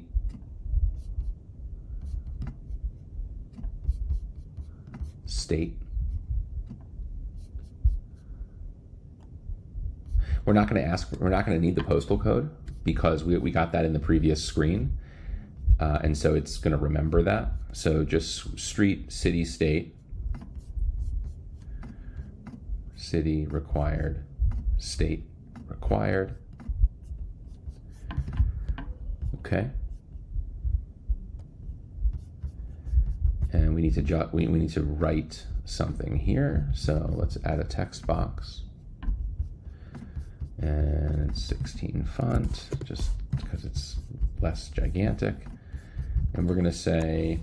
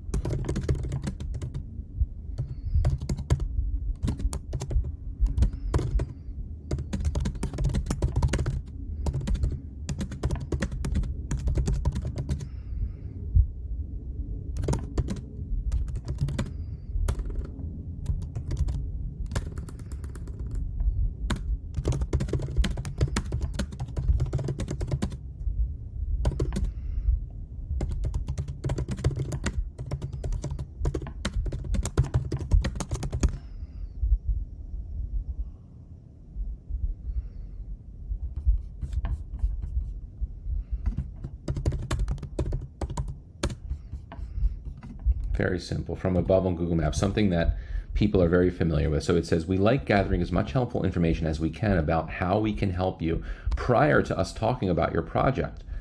One thing we're able to do is get a sense of what you may be looking for by viewing your property from above on Google Maps. So,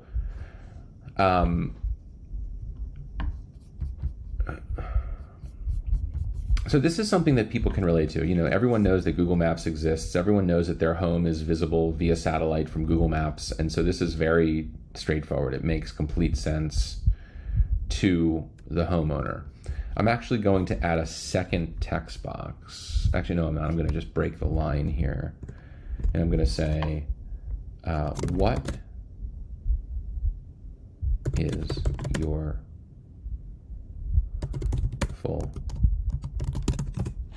full address? Okay. Now, if I save this, we should always save things. Let's save this, and actually, I want to view it just to get a sense of what we have built already. So, what best describes your home? What best describes this deck project? Simple repair, major repair, remove existing deck and install a new one, install a new deck, or not sure, I'd love some advice from an expert that's been doing this for many years. Install a new deck. By when are you hoping to have this decking project completed? When we're able to schedule decking projects near one another. So there's that.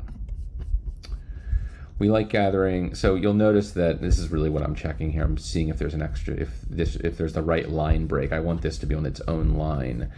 And so this is one of the little annoying things about the survey builder that we just have to work around. Click another return, so a double line, and that should actually put a break there. So let's check.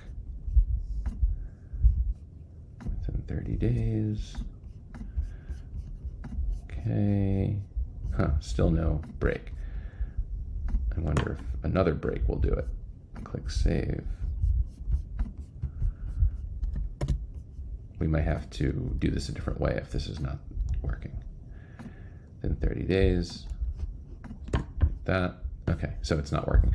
All right, so what we'll do, see, these are the kind of things that I kind of they annoy me, but then when I'm making these videos, I leave it in. I leave this struggle in because you're going to deal with these sorts of struggles as well. And, whenever you're building something, whenever you're trying to figure out, how to make something look good and function properly, you're always going to deal with these little things when you're using software that isn't perfect. And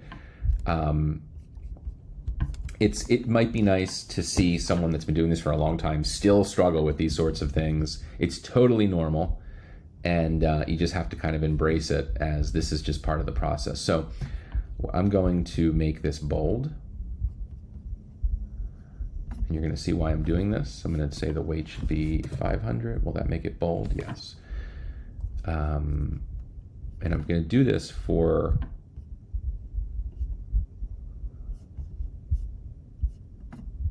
I'm actually going to make this less bold. There we are. Okay, and I'm going to center justify this and also this. This is going to look much better. So this goes down to 300. It gets centered. So I've started styling it now before I've even finished all the stuff I'm doing, but that's okay. Actually, so sorry. We want the main questions here to be bolded, and then we want the justification, the explanation of the justification for what we're asking to be leaner like this. Okay, so what's your zip code is actually going to be its own text box. So this is going to go down to 300. It's going to be centered. We're going to add another text box in here. We're going to put it down to 16 font. We're going to make it bold because this is the main question we're asking. We're going to center it, and we're going to paste in what's your zip code. So here we are. We still have more to do. So let's actually go back up here. And let's write the welcoming justification for this first question. So we add the text box here. We put it down to 300 to make it nice and lean and pretty. 16 font. Now we want to welcome. So they've just arrived on the landing page. We want to welcome them here and ask them a question. So we say we offer the best quality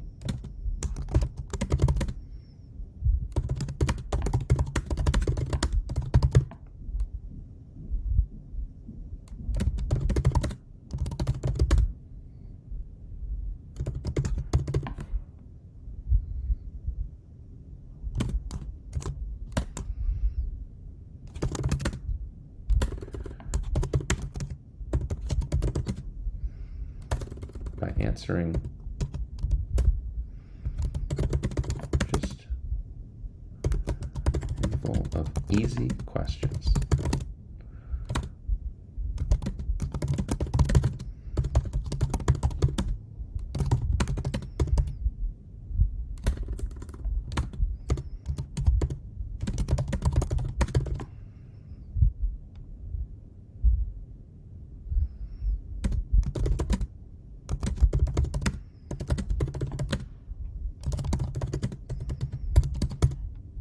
For your decking project.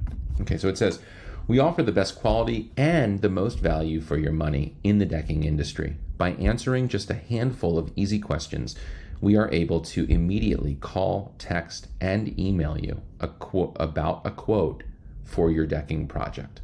Now, if you're reading this and you're thinking to yourself, how are you going to email them, call them, and text them with a quote? Well, you're not. You're going to email, text, and call them about a quote. Okay, so in order to give them a quote, you might need to actually go to their home, or your client is likely going to have to, your decking client is going to have to go to their home.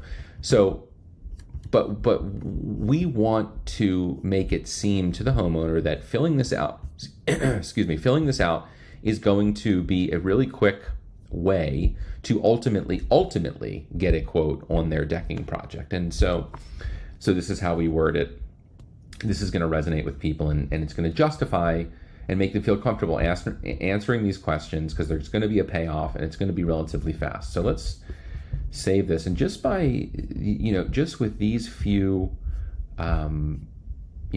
adjustments to the style of the form, I want you to look at how much better it looks.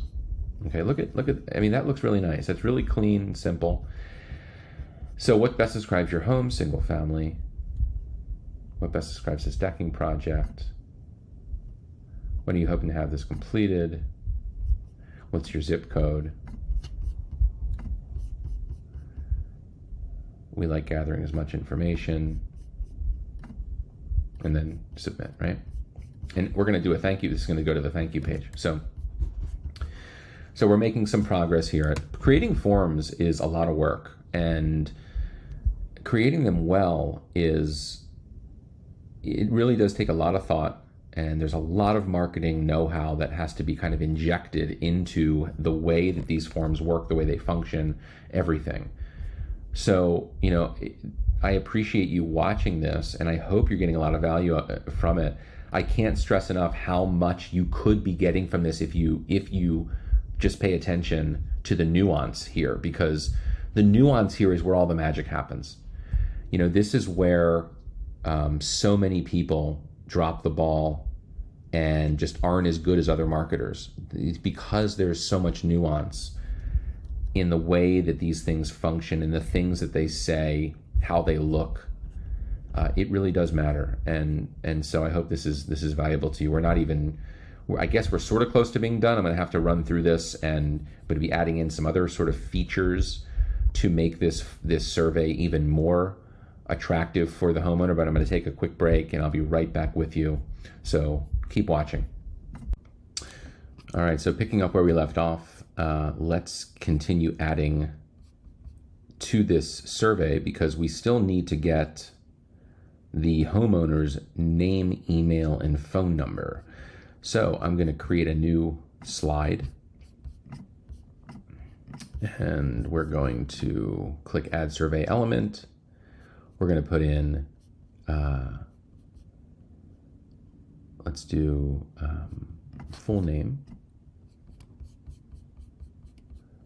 email,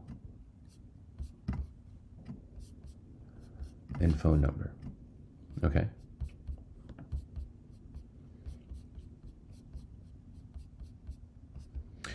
Now you'll notice that when I put in the phone number, it automatically added this checkbox. This is making it A2P certified, so to speak. Okay, it's a relatively new thing where you're not allowed to text people from a local number unless you've been approved with the A2, according to the A2P standards and guidelines. So it's adding in this checkbox. Oops. And it's automatically going to create a link here. And so we're going to need to link that to the terms and conditions page. I will show you how to do that, but we'll do that a little bit later. This is going to be a really long video with, going over literally everything. You're going to see every single thing I do. So just keep watching if you're wondering what you have, what there is in store for you going forward. So just keep, be aware that this is now there. I'll click save.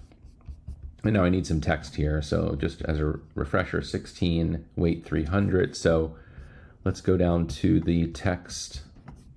Let's add some text in there. And let's say, now we need to justify. We say, why are we asking for their name, email, and phone number? So 16,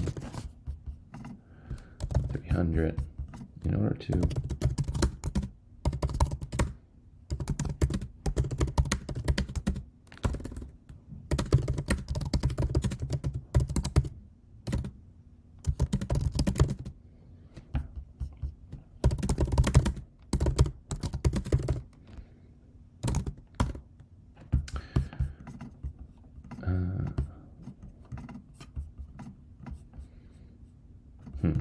let's see, what should we write here?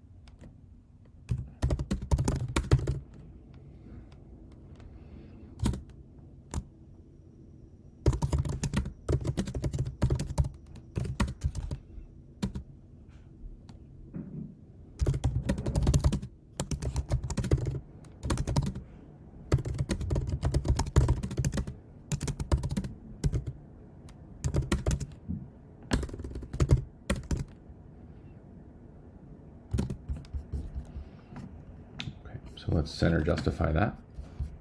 Let's add in another text box here. And that one is 16 and 500.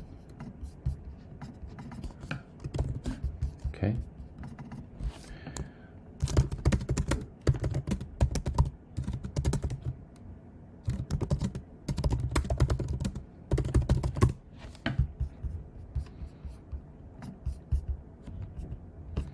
Okay. We're going to change this to cell phone.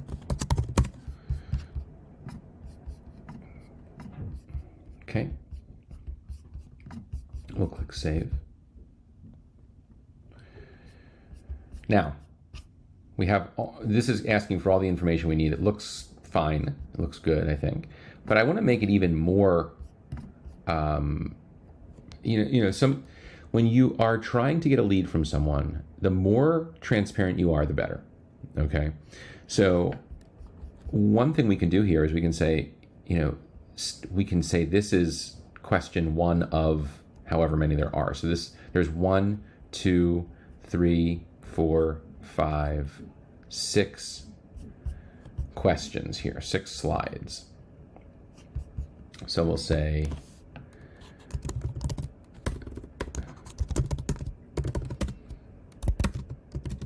question 1 of 6. Okay, just like that.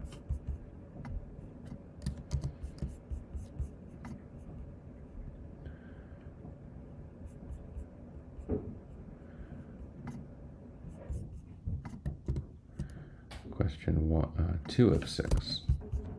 Now we need some text in here, sort of justifying this question. 16,300. We can say something like, let's see, center justify.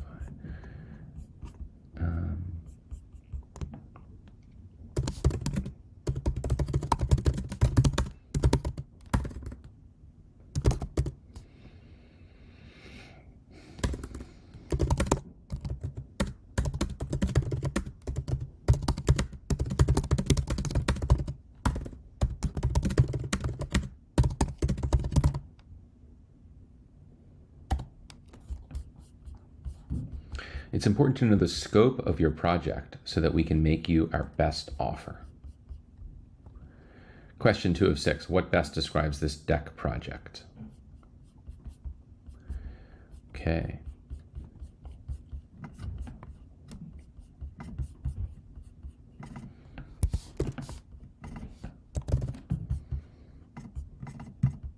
So this is asking when they are hoping to get this project completed.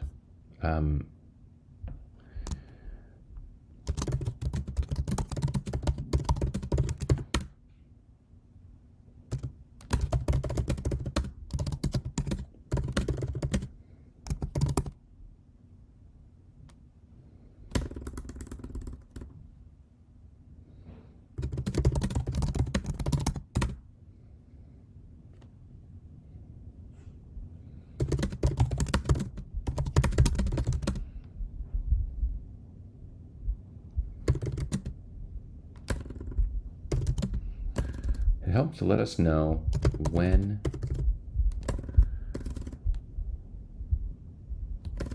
it helps to give us a sense of your urgency, of the urgency.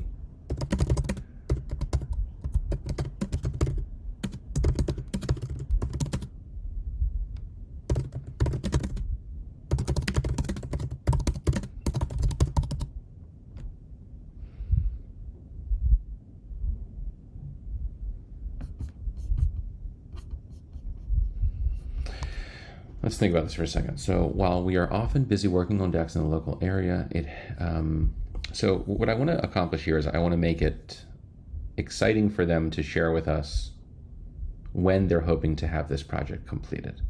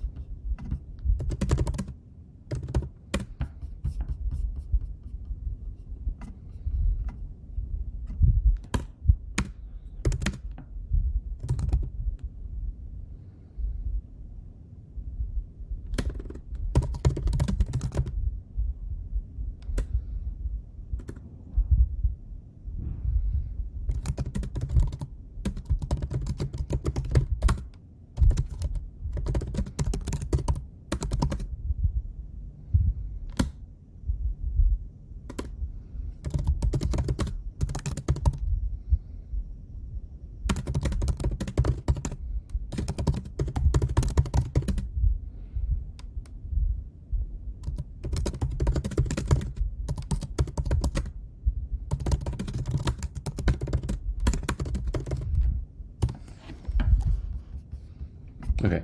Knowing the scope of the job plus when you'd like the project completed helps us plan more efficiently, reducing waste and man hours, and ultimately enabling us to extend even more savings to you.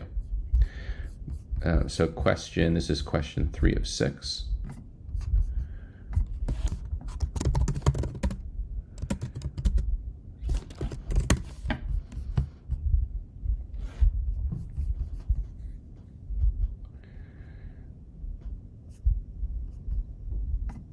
I'm going to italicize these. No, I'm not. It doesn't even work. Does it work? Yeah, it does. So clicking that didn't work. Or maybe it's just because I didn't highlight it. Question 2 of 6. Question 3 of 6.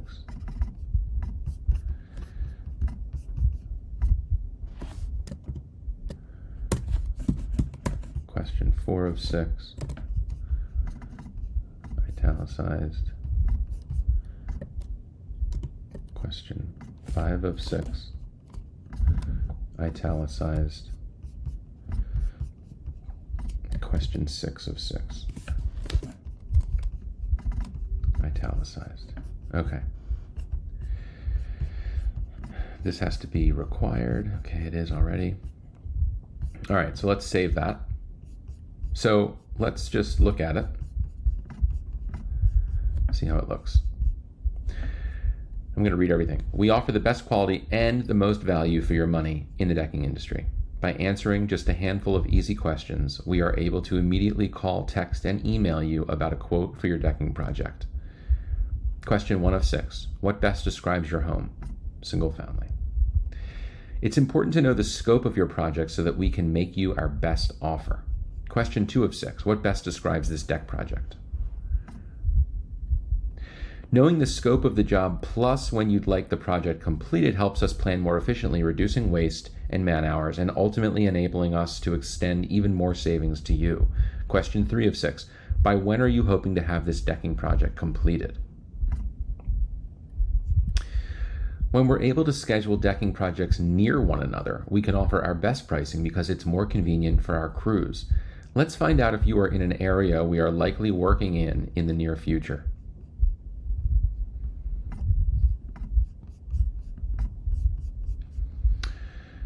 We like gathering as much helpful information as we can about how we can help prior to us talking about your project.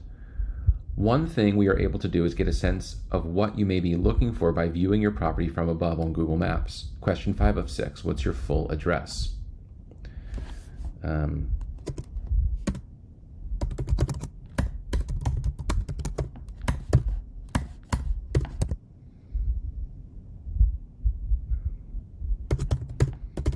Happyville, Maryland.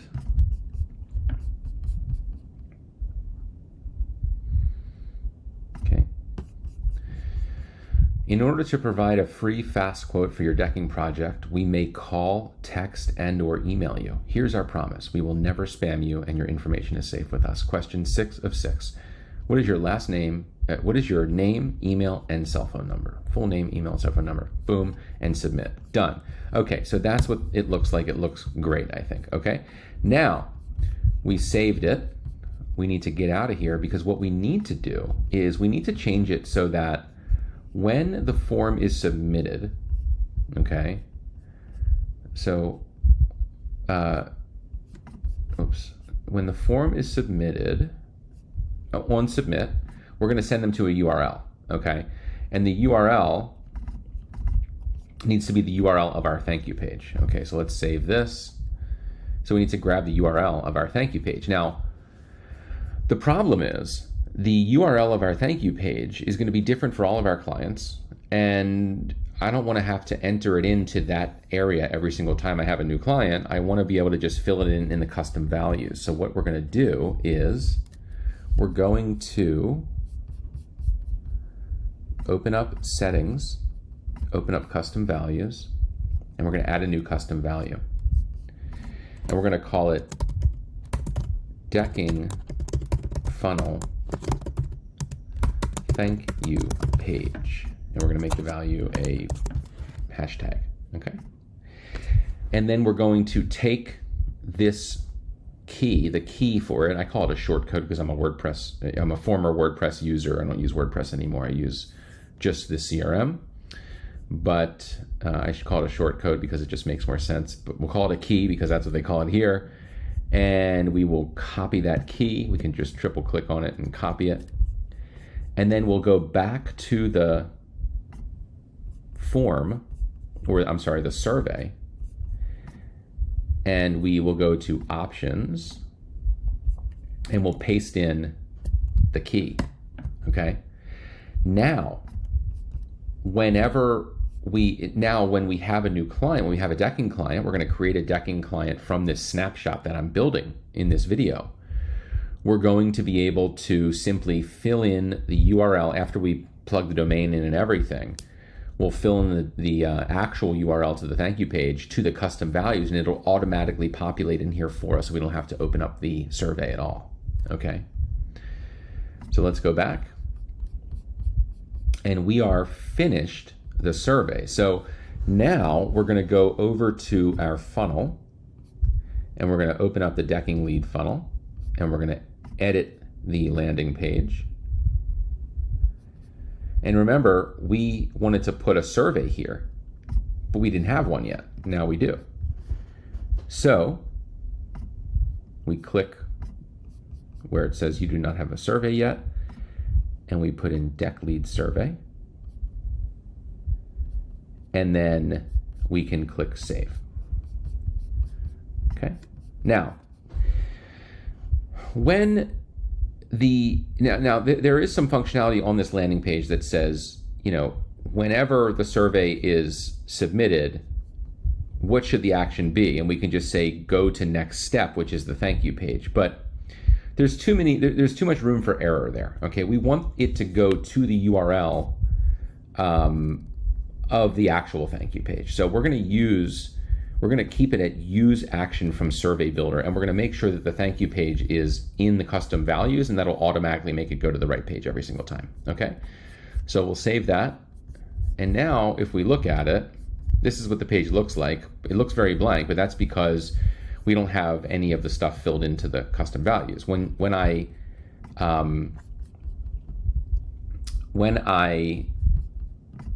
me just see something here. Okay.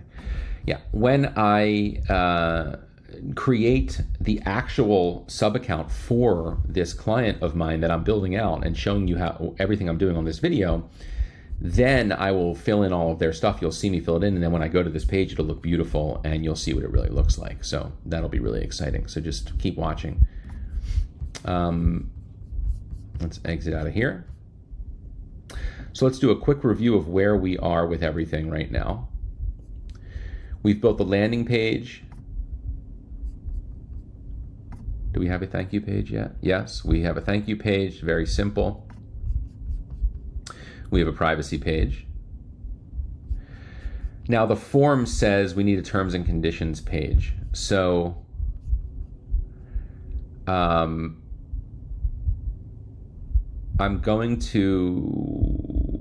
actually going to just look to see if I have a well, let me think about this for a second. All right, so let's go to ChatGPT and I'm going to just paste in this prompt that I created in a Google Doc, and I'm just going to enter it in here.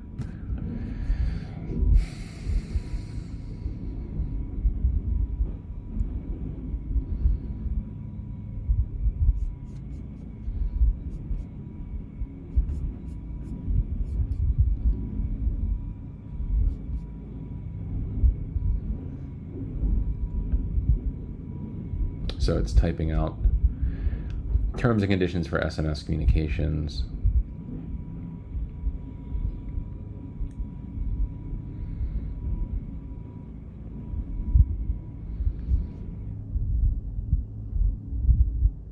Moving pretty slowly at the moment. I'm gonna let this finish. I'm gonna pause this video and get back to it. When it's finished, I'll just copy and paste it into a term. Actually, while it's writing, I'll just do this. So I'm going to add a new step. We're going to call it terms and conditions for SMS. We'll say SMS terms. is the path, and we'll create funnel step, and we'll use existing, and we'll use the privacy page as a template. Click import, and then what will be, I don't know why it's showing it like this, it really shouldn't. So we'll click edit, and then all we need to do is type in terms and conditions, SMS terms and conditions. This is still typing.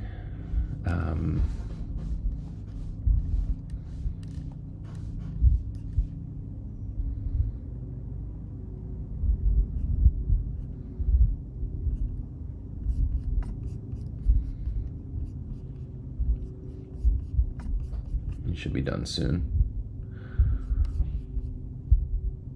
I'll pause this video and so you don't have to sit here and watch it with me. All right, so I just copied everything that ChatGPT created there, and I'm going to paste it in here. And as you can see, it doesn't format it. So what I did was I actually asked ChatGPT to create it in HTML for me. So it's going to do that. Should be done in a minute. So what I'm going to do here is I'm actually just going to copy everything from here. So all the header stuff and then everything there. Okay, so I'll copy that. And now I should be able to just trash that. I could even trash this. And I could put in HTML and then open the editor and paste that in, and it should look good. Let's save it. SMS terms and conditions, save. Let's preview it. So there it is, that's fine. So now you can see these brackets here, right? We want that to fill in automatically. So we're going to use shortcodes for it. So let me open up this in the same window here, or the same browser. Exit out of here, and I'll go to settings, custom values. So I need the business name, right? And I'll go back in here and I'll open up the editor. And everywhere I see your company name, I will enter in the key instead. Your company name. I could probably do this with a search and replace, but I'm not. I'm just going to do it manually, even though there's more room for error. Your company name. This is, I should have done search and replace, but I'm already committed. So your company name.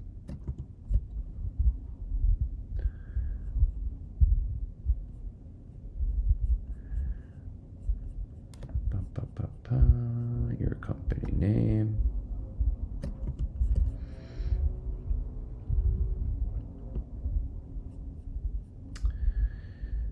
And okay, you need your contact email and your contact phone number. So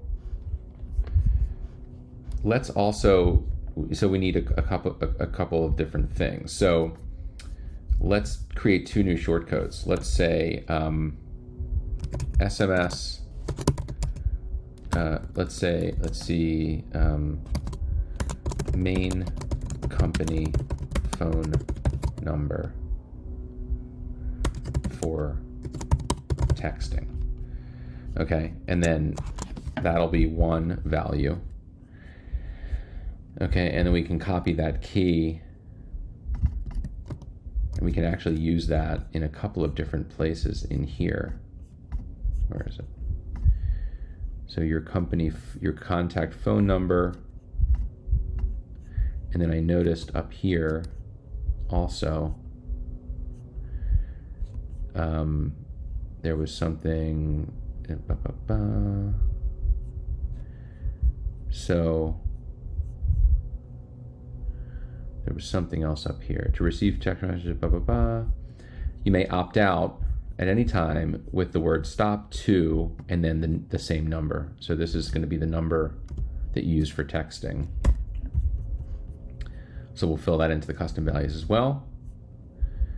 Let's see, are there any other, oh, your company name, forgot that one. Business name.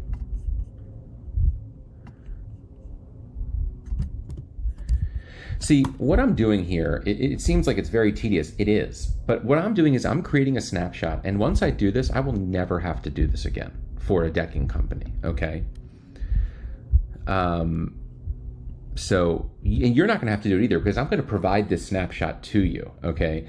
But this video is so cool because, you know, you get to see what goes into building these snapshots. You get to see how much work it is.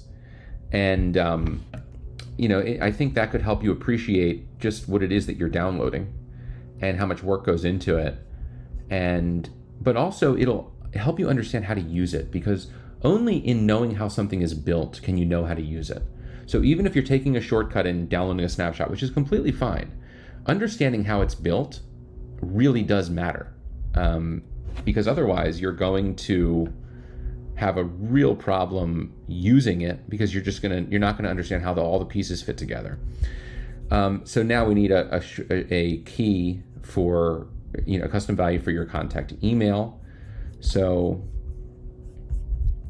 let's just say main contact email,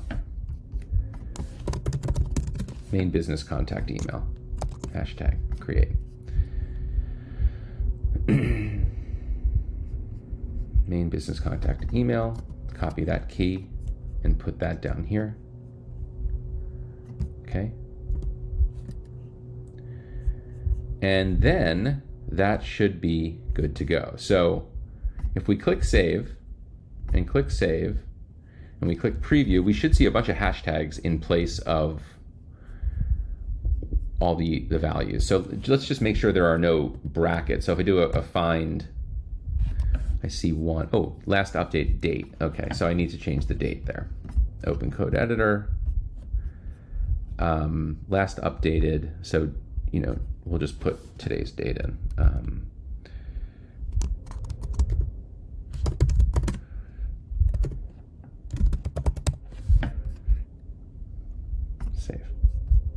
Save. So now if we reload this, there we go. And that's it. So now this will automatically fill in with all of the information that we need for the company that we're building this out for. This is perfect. So now we can exit, excuse me, this page. And then actually what we can do is we can create one more custom value and say SMS terms and conditions page URL. Hashtag there. Everything is custom values. If everything's custom values, then all you have to do is fill in the custom values and you can build a whole client in 5 seconds. So SMS terms and conditions page URL. So where are we going to put this? Do you guys know? Let's see if you remember. I'm going to just do it and you can see if you were right. So I'm going to go back. I'm going to go into sites, survey builder, deck lead survey. Scroll all the way down. Whoops. I'm going to edit this. This is now going, I'm going to break that link and I'm going to re-highlight it. And I'm going to link to this custom value. Oh, it needs a URL. Darn. That sucks. All right, so we can't, that sucks. All right, so we can't use a short code there. We can't use a custom value there. No big deal. So when we build out a client, we're going to have to remember to highlight terms and conditions there and link it manually to the actual URL of the terms and conditions, SMS terms and conditions page. No big deal. I hope high level adjusts that in the future, but it's no big deal. Okay. I'm going to pause here and pick up where we left off when my head doesn't feel like it's melting. So that's it. It'll be instant on the video, but keep watching. See ya. All right, guys, so we've built out the funnel, the landing pages, the thank you page, the terms and conditions page, the privacy page. We built the survey, and we even told the survey that it needs to go to a thank you page when it's submitted, and we put a custom value in for that. Now, what we want to do is we want to create a very simple automation. You know, I think people go really, really crazy with automations. They think that they can automate everything and they spend all their time automating things. I think automation's amazing.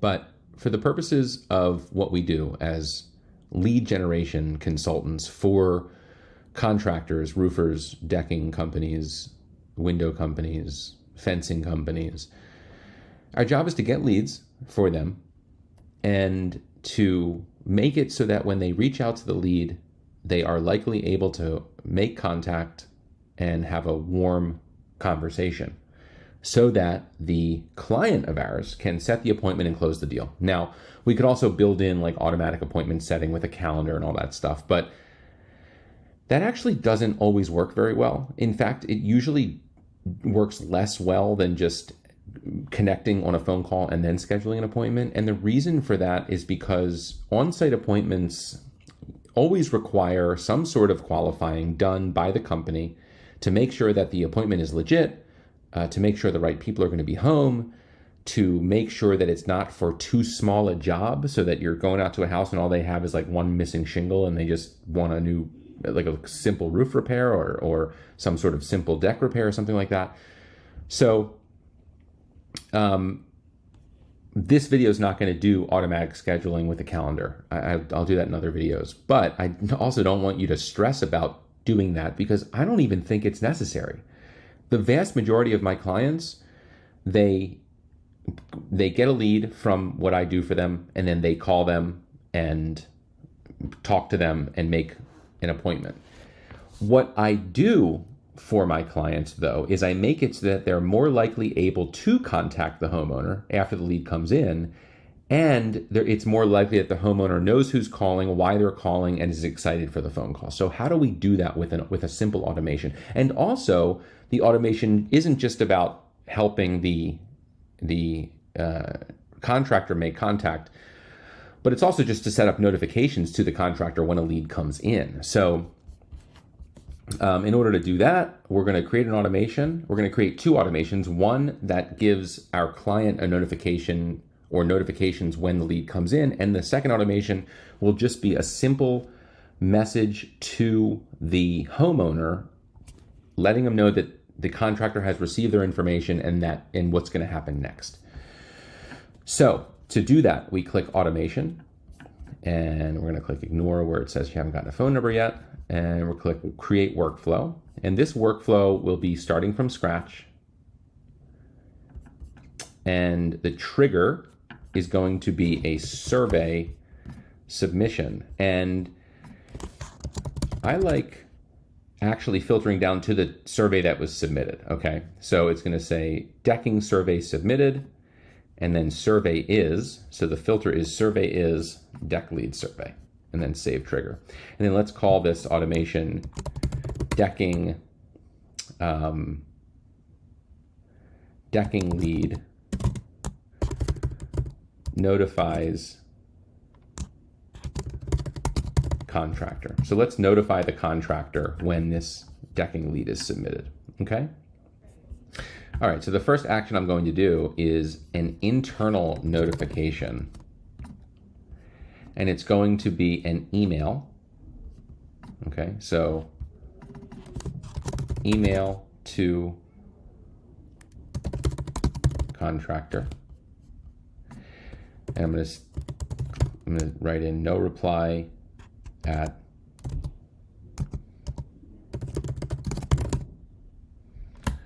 I'm actually going to say no reply at mignona.com.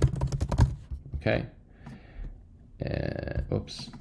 I'm going to say the from name is Mignona lead notifications. The reason I'm doing that is because I want them to see my company every time they get a lead. I want them to be reminded that I'm the one that's getting them these leads.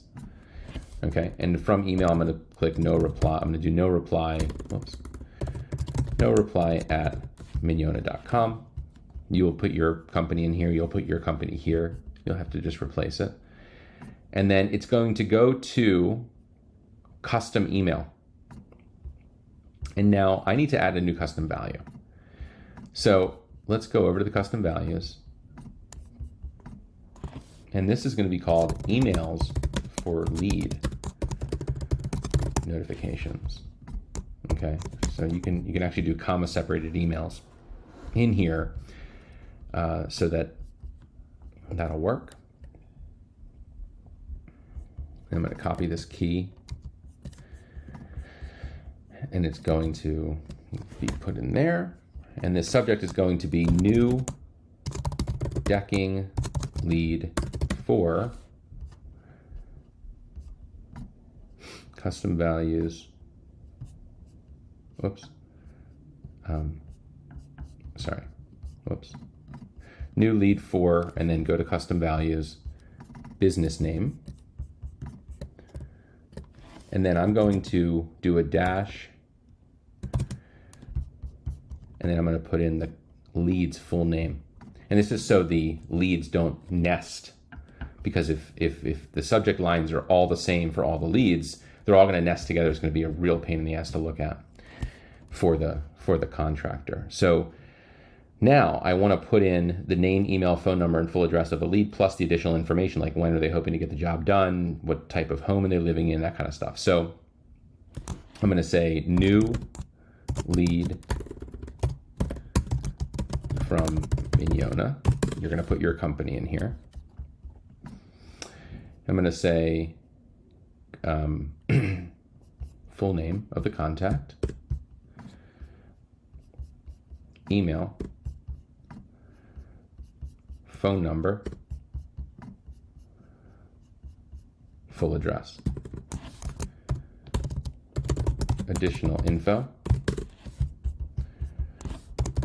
home type, custom fields,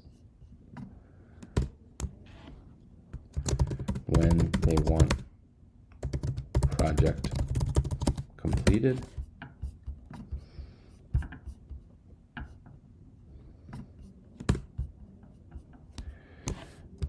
what best describes project.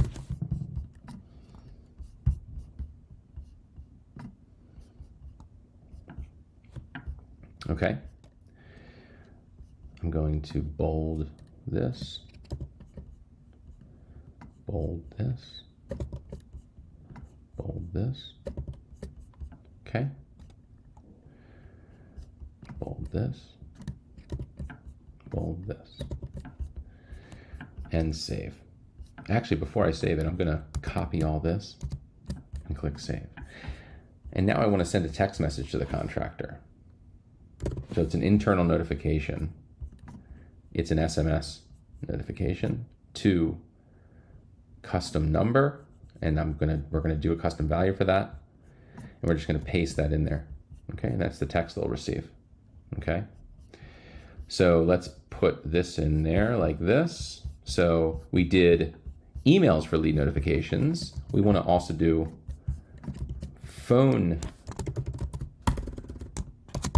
cell phones for lead notifications. So you can put multiple cell phone numbers separated by commas as well. So these are the numbers of the contractor or his teammates or whatever that are going to get texts every time a lead comes through. So we'll copy that key. Whoops, that's not the right one. We'll copy this key and paste it in here. Okay, and click save. And we'll call this SMS to contractor. We also want to send them an internal notification used to the app. So we're going to get them to download the app and get a notification that way. So internal notification, title, new decking lead for new decking lead named new decking lead from Mignona. Let's just say new decking lead. New decking lead. New decking lead named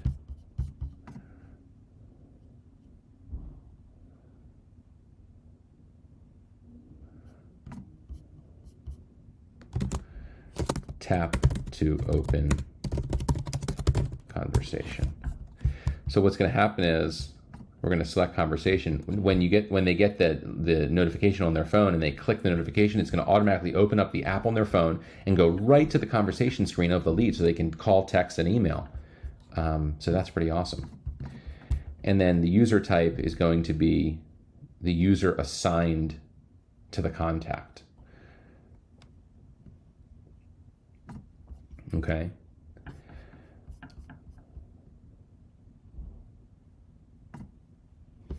Now, who is assigned to the contact? No one currently, okay? So that's going to have to be something you figure out with the contractor to see who you want to be assigned to the leads. Okay. And then we'll click Save here. And then we'll click Publish, Save. Okay? So now we have the notifications to the contractor. Let's go back to workflows. Let's create another workflow called Start from Scratch. And we'll call it Decking Lead Warms Up Lead. Okay, so this is going to be the email and text to the lead itself. And this is going to happen every time a survey is submitted and every time it's the decking survey. So add filter, survey is, deck lead survey, save trigger, save. So what do we want to have happen? We want them to get a text message. I wanted to say something good. We wanted to say something to the lead that the lead will appreciate. So we're going to say, hey, name, first name. This is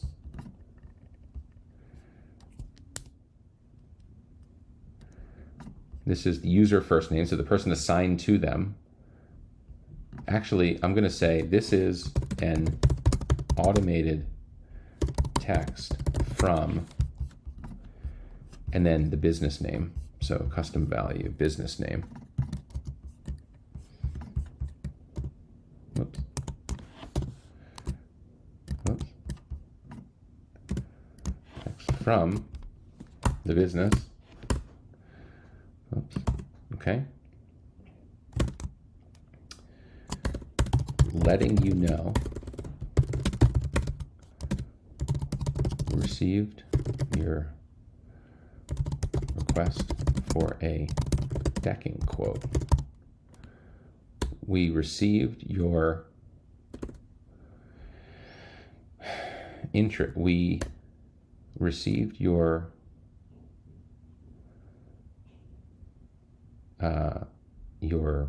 information. Wait.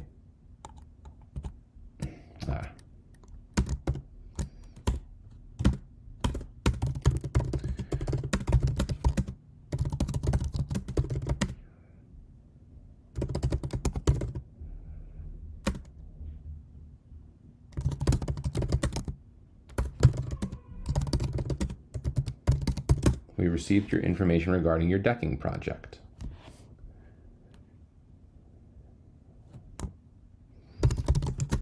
Here's what happens next. We will call or text you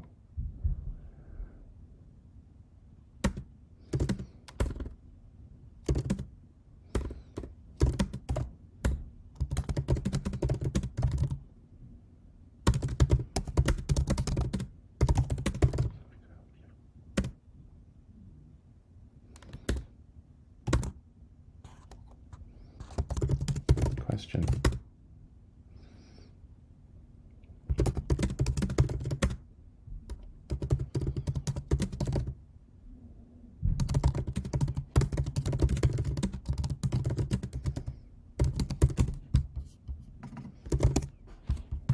Question, what is your biggest concern regarding this decking project? Okay. Now, this question, what is your biggest concern regarding this decking project, is really cool, because what's going to happen is they're going to reply to it, okay?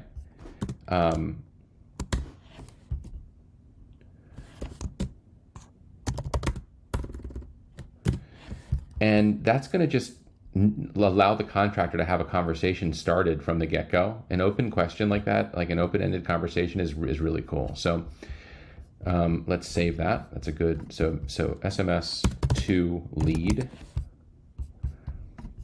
And then I'm going to actually just copy this, and I'm going to send them a simple email as well. Okay, from, so we're going to say, I'm actually just going to paste that in here.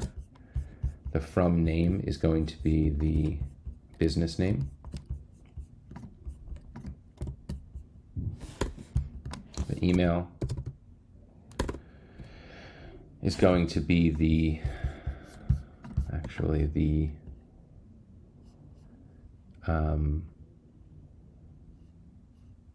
main business contact email. Just keep it easy. You can always change this.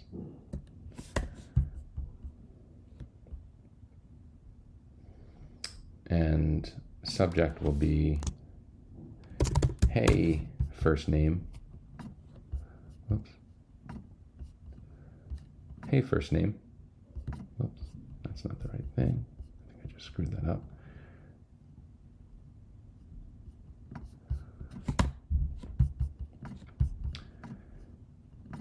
Hey, first name. Quick question.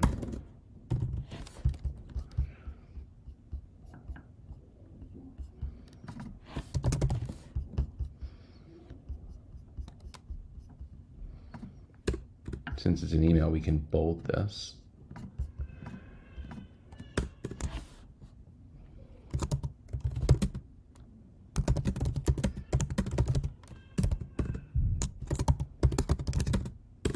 Regards. Oops, business name.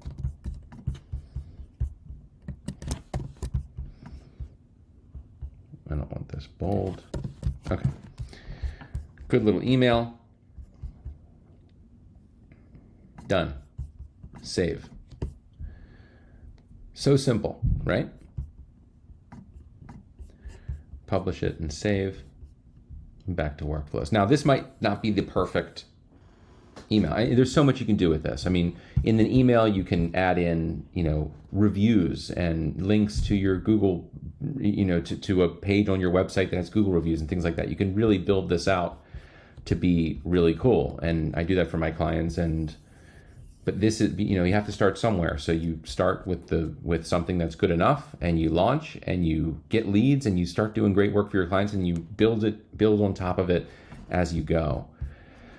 So now we have two automations. We're done the snapshot, okay? Now all we need to do is we need to create a sub account based off of this snapshot, and then fill in the custom values with our client's information, and we will have everything done. So this is huge, because keep watching. In the next video, or in the next part of the video, we're going to be doing just that. You're going to see what it all looks like. So keep watching. All right, guys, so this begins the really fun part, and that is creating a sub account for the client, filling in the custom values, and then just seeing everything automatically be created for us in no time at all. So let's just do it.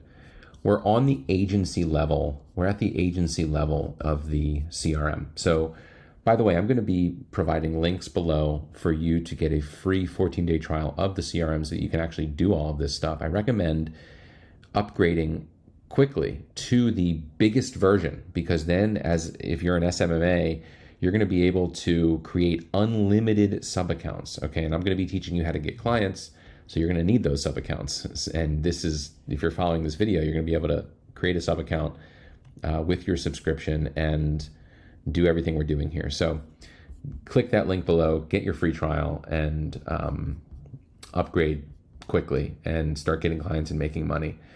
Let's do this together. So the first thing you'll want to do when you get a new client is you'll want to create a new sub-account. And what you're going to do is actually, you know what? I already screwed up. So what we need to do now that I've designed that snapshot, that decking snapshot, is I want to create, it's actually not a snapshot yet. It's really just a sub account. What I want to do is I want to create a snapshot from that or of that sub account. So what I'm going to do here is I'm going to go to settings at the agency level, and I'm going to click snapshot, and I'm going to click create new snapshot. And the snapshot name is going to be called decking snapshot. And I'm going to find the decking snapshot sub account and click save. So that creates the snapshot, okay? And then what that allows us to do is it allows us to go back and go to sub accounts and then create a new sub account from that snapshot. So I can go to own snapshots, the ones we own, and I can click decking snapshot, click to continue. And now it's going to ask me for all this information. So I'm going to add an account manually. I never type it in here. I just add it manually. So click add account manually, and we need to start filling in this information. So I have an onboarding form that I give to my clients to fill out so that I can do all this stuff without having to wonder what all the information is. So I'll also provide you in maybe another video, or maybe in this one, I'm not really sure yet, the onboarding form that you can use to onboard your clients. So here's that information: first name,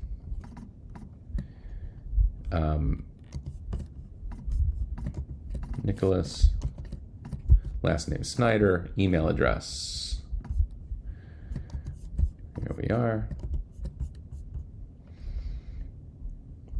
I'm going to probably blur this out so that you guys don't see all of it, but I don't know that it really matters. Exterior Experts Inc. is the business name. Street address.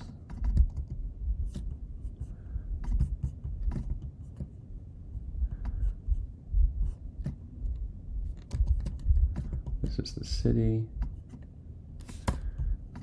United States.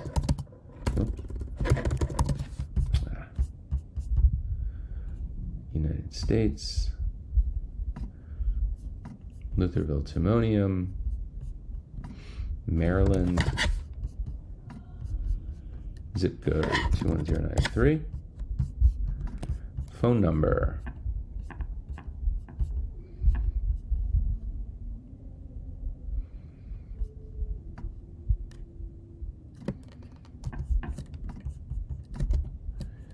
website,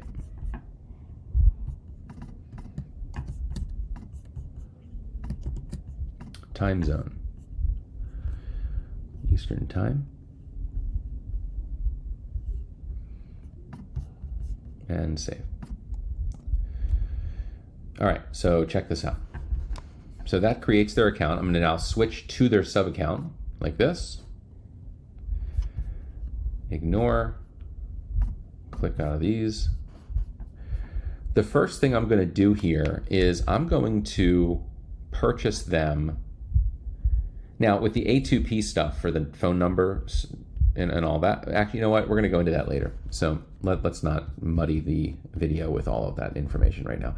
Let's start by just going immediately to settings and custom values. And let's fill in all the custom values.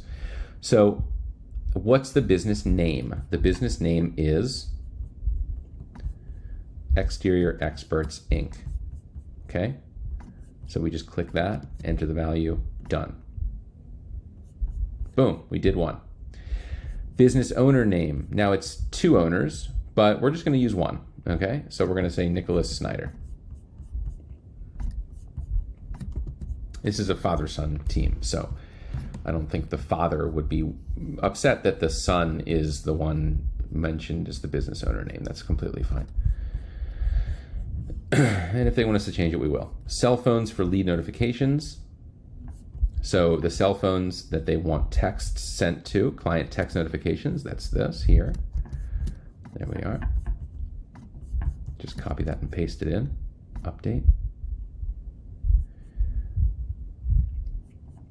A couple of these we're not going to be able to fill in yet because we haven't gotten a domain.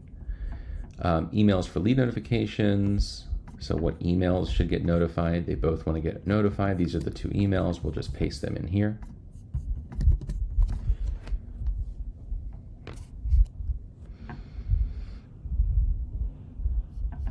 Homepage URL. So let's go to their actual website, and we're going to plug in that as the homepage URL because that is their homepage.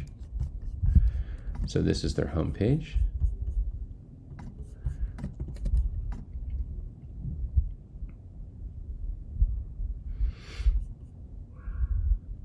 Logo URL. So here's what we do here. We're going to download this logo. I'm going to save the image, right? Let's look at what it looks like. This is what it looks like. Okay.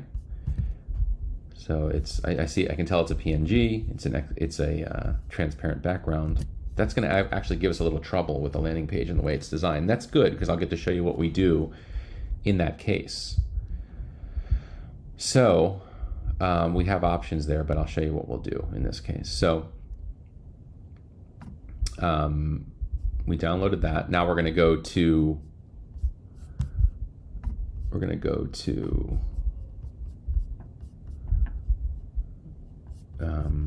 media,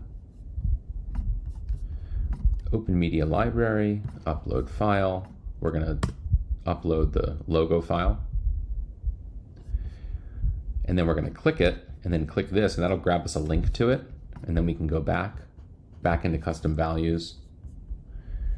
And then we can just paste that link into there and click update. Now, why did I do it like that and not just copy the image link from here? Well, the reason is because if they like relaunch a website or something, it's going to break the link and then our landing pages are not going to show the logo. So it's better if we host the logo URL. Like if we host the file and we know where it is. Main business contact email. So there's an email.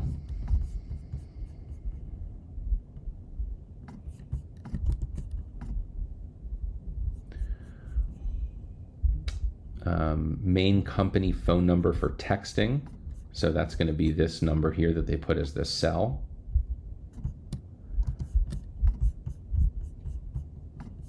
Plug that in there, delete the extra space.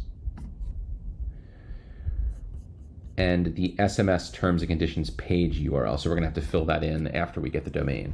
So now we need to get a domain for them. Okay. Now I could just, I used to create a subdomain on their existing domain, but it required me to get in touch with them and figure out where their DNS was hosted. And that was often a huge struggle to have to do on an onboarding call. They didn't know how to log into their GoDaddy, or their GoDaddy had different name servers entered in because the person that built their website is hosting it on WP Engine or somewhere else. And so the DNS is different and whatever. So what I decided to do was just, I just buy a domain that's similar to the domain they have, so that I have control over it. And it cost me a couple bucks, but it's so much less headache, and it's just better. Plus, I've had many times where I've had a subdomain created on a client's main domain that they have their main website on, and then they like launch a new website, and the new website company doesn't appreciate any of the additional CNAMEs added, and it gets broken and I don't know for a few days or even a week if I didn't check to see if it was still alive, because like, why would it go down? And so it's just been a real headache in that regard. So I just purchased a domain. So I'm going to purchase a domain right now.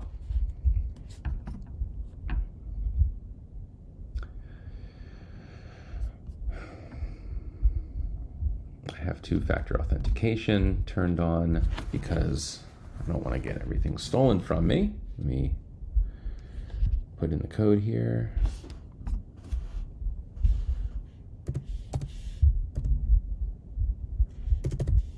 Okay. And let's purchase a domain. So their domain currently is exteriorexpertmd.com. So this is for decking. Okay. So I'm going to purchase something with decking in it. Like, why wouldn't I do that? So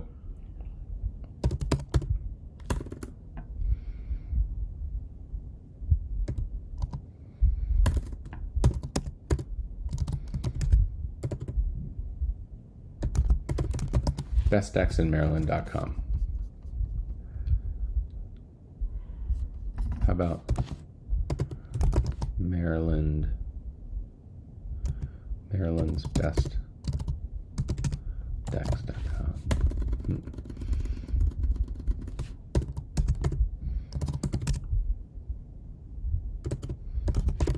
Bestdecksinmaryland.com. Why not? Bestdecksinmaryland.com.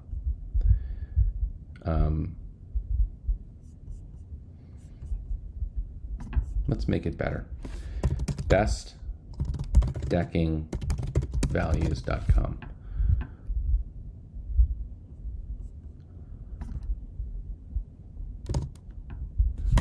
Bestdeckingvalues.com.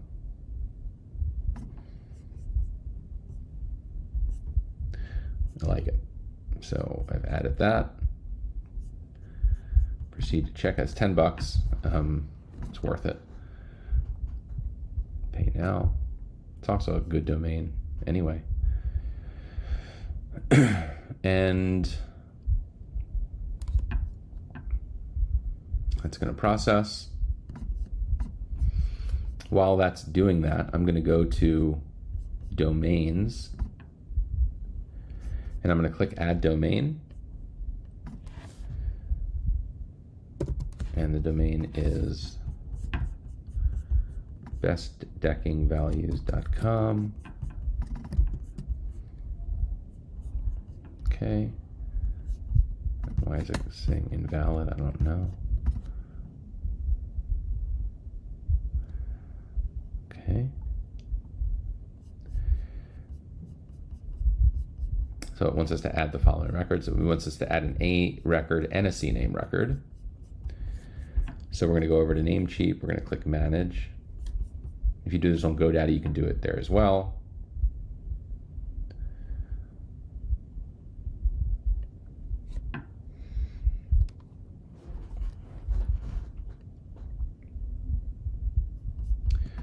Advanced DNS. I'm going to delete all this.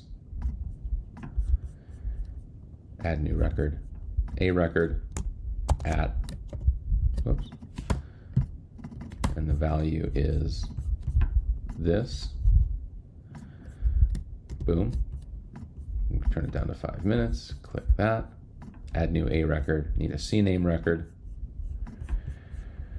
www, and that's going to be the Flash Funnels value. So www, target, that's the target, 5 minutes, check. And if we click verify records, it may work, but it also may take more time.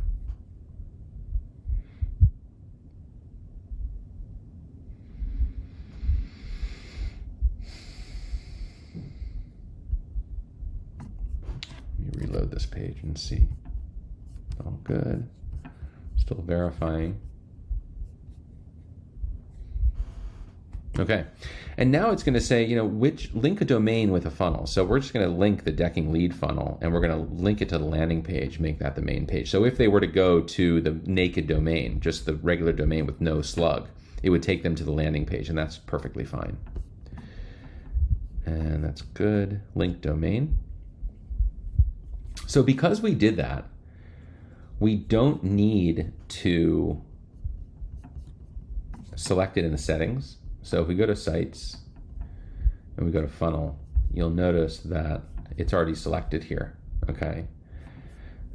So we don't need to, so we actually could view the funnel right now, but we're not going to because we still have a couple of custom values to enter in. Actually, I should have gone back. So what we need now is we need the thank you page URL, which is this, okay? And so we're gonna actually view the thank you page. You're gonna see what it looks like. And as you can see, hang on, it's still propagating or something. Okay, so there's the logo. There's the logo down here, and it's all filled in, but we need to copy this URL and then go to custom values. And we need to say the decking thank you page URL is this, okay? Click update.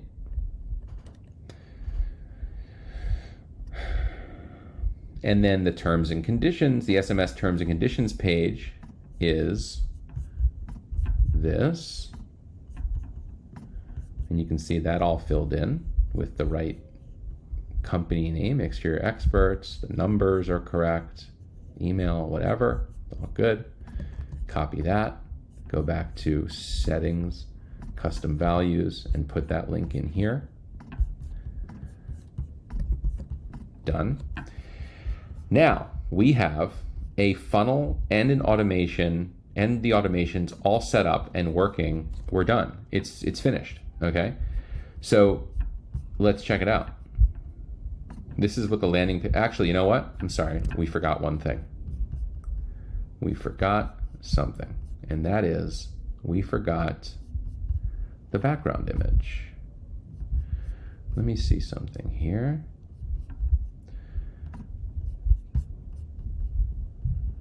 Survey area background image. Yep, we forgot that. Okay, so let me see. Is that a custom value? I think I might have forgotten some custom values. Settings, custom values. I did. There's a second page. Okay, and there's the background image we need. So to do a background image, we're going to go into Canva, and we're going to create a design, and we're going to say custom size, and we're going to make it 2000 by 1000. Okay. And we're going to say create new design. Now, let's say, decking background images. So what I would do here is elements. I'm going to choose a grid, just a single picture grid. And then I'm going to go to their website, and what I like to do is just see if they have any good pictures. So it looks like they have a gallery. I'm going to, here's their decks. I'm going to find a good looking deck. That's cool looking. That's cool looking. Oh, I like that. Look at that. Looks beautiful. All right. So they've got some good stuff here.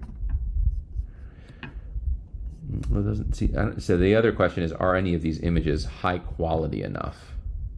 That looks nice. So maybe we open an image in a new tab. This looks like it might be big enough. Let's do save image as.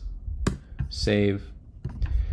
I'm gonna just bring this image right in here, and then it'll fit in, and then we can kind of fit it to how we want it.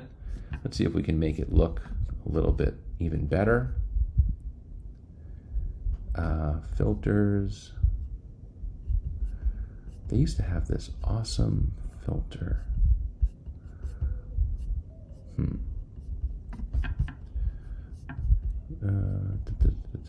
Tools, magic edit, no. Effects, no. Okay, I don't know, doesn't matter. Adjust, let me see. Okay, auto adjust, that looks fine. Okay, and there we go. So let's download this and just see how it looks. Download, we're gonna download it as a JPEG. We're going to make sure it's decent quality, but we don't want it to be too large of a file so that the page loads slowly. We don't want that to happen. So what we're going to do now is we're going to go to Media, Open Media Library, Upload File, download the image, click on it, or upload the image, I should say, copy the link, go back, go to Custom Values, go to the custom value page for the background image, plug that in there, click Update, and now we can go to the funnel and see what it looks like. It's going to look really nice. Let's go back, Sites, Decking Funnel, Landing Page. This is what the landing page looks like now. Okay, it looks fine. Not the greatest image in the background. Actually looks pretty junky. So, I'm going to delete this. I'm going to find a better photo. Let's see, brand photos, deck.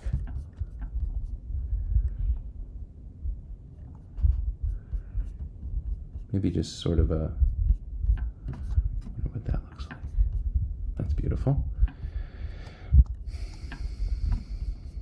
Let's download this. Okay. Let's try this again. Settings. Media. Open Media Library. Upload file. Decking background images. This is the new one. Grab that link. Go to Custom Values. Plug in the new URL.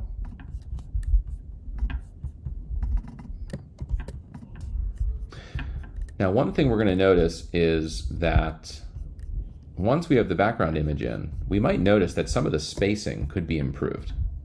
Okay? So that looks okay. But there are a couple things that need to be adjusted. And that is, well, first of all, let's go into the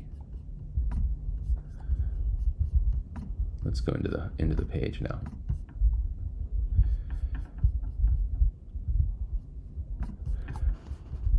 So full center parallax, that's right. Okay. Okay, so too much space here. So let's adjust that. The thing is that what I want to do is I want the snapshot to be what adjusts it, because then I could apply things across the board. So let's go back to the snapshot or the sub account that I created the snapshot from, and I'm going to go here, and I'm actually going to put in a background image as a placeholder. Okay. And the reason I'm going to do this is so that I can edit it better. I should have done this initially, but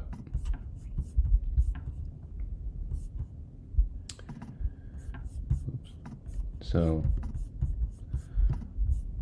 what the heck?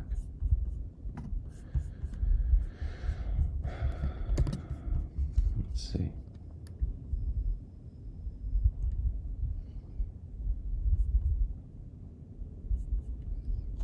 Come on.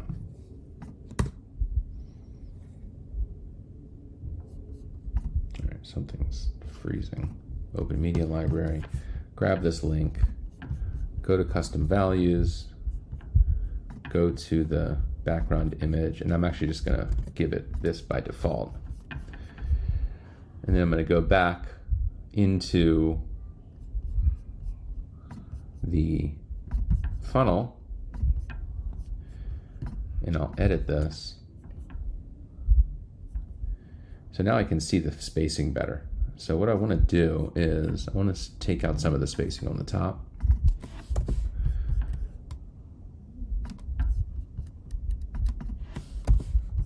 I think that looks better. I think I also want to add some space below. And I want to do that by putting some space, a lot of space above the footer. I wonder if I can have that stick to the bottom. No, that's not a good idea. I want to put a big margin above it of 200 pixels, maybe 400.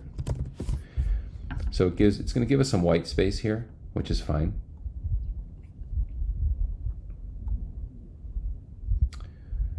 Actually, you know what?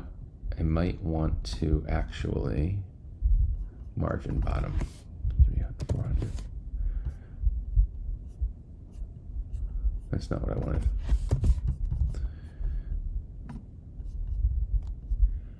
Padding bottom. Yeah. So maybe we can give it make it like a full page, kind of a full page look to it, like this, and then we can actually move this back up, like that. Okay. So watch what happens if I save this, and then I go back here, and I go to my agency view, and I go to settings, snapshot, and I go to the decking snapshot, and I refresh it. So that means it's picking up all of the edits I just made to the decking sub account. What I can do is I can push it to the location that I built from it initially, which is, you know, this client, and click proceed. I really want to push, you know, everything, but really all I did was push a funnel. So I'm going to click skip, and then just for funnels and websites, I'm going to click select and click proceed. And I'm going to click overwrite because I know it's making changes, and that's fine. That's what I want to have happen. Then I'm going to click confirm. Okay, so it'll be finished that shortly. Let's see. We're going to go back to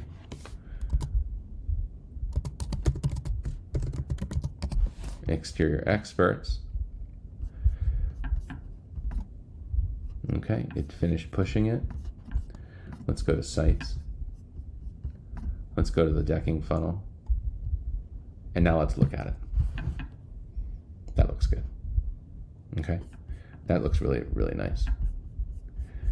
There's only one other change I want to make, and that is I would like to actually make this thing much shorter. So I'm going to go back to the decking sub account. I know this is, so you're seeing this is more tedious right now than it's going to be when you build out an account, because right now I'm fine tuning the snapshot for you, which you're going to be able to download, and just, it's going to be perfect. So I'm making it look really nice, and this is what I go through when I create things. So what we're doing here is I'm going to actually make the row that contains this, I'm going to make it like maximum 60. Why did it put so much space like that? That was weird. Okay, maximum 70. I want 60 though. Is that really going to mess it up? I mean, let's check. Let's try it out. That would be weird if it did. No, it doesn't. Okay. So that's, you know, less annoying to have to go over here to click the next button on a desktop computer. So now I'm going to go back to the agency level. I'm going to go to settings, snapshot, decking snapshot, refresh it. It's refreshing. Push, select, skip, survey, no, it was a funnel, proceed, overwrite, proceed, confirm. Okay. Now we go back to exterior experts, and it might not have pushed it there yet, but we'll see. Not yet, but it will eventually. Okay. So now the issue is we've got this logo where you can't see the words because they're white. So we're going to make this on this page. This needs to be black. But a better idea, instead of having to adjust this, would be just to make it like this. So this is a square shaped logo. It's a circle, but it lives within a square. So what I would do in this case is I would create a design. Let's call it, 300 by 300. Actually, let's see how big the logo actually is. So this is actually a 142 by 142. So I would say 142 by 142. Let's say 150, just to give it some padding if we need to. Create new design, and then I'm just going to drag the logo in here. And I'm going to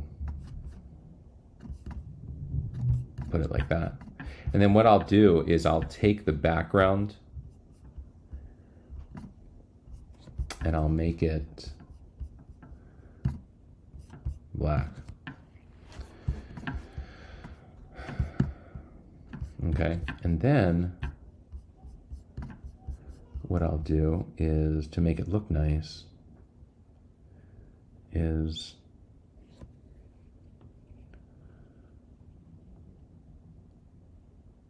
it's going to look a lot nicer if we just make it black on the website. It's kind of a shortcut that I shouldn't do. See, if I just make this background color black, it'll look really good. Yeah, I think that's the way to do it. All right, so I got to make that black so that it shows up nicer. We'll also need to do that on the other pages. The thank you page. Like this. Make this black. Save. You know what I'm going to do? I'm actually going to make us manage this section. And I'm going to save as a global simple logo header area section. Save section. I'm going to click save. I'm actually going to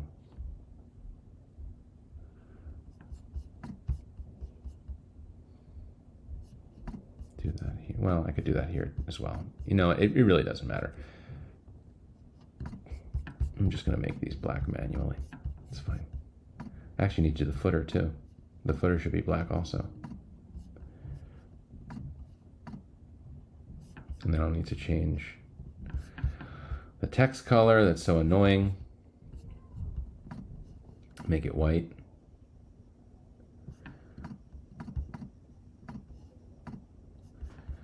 Okay.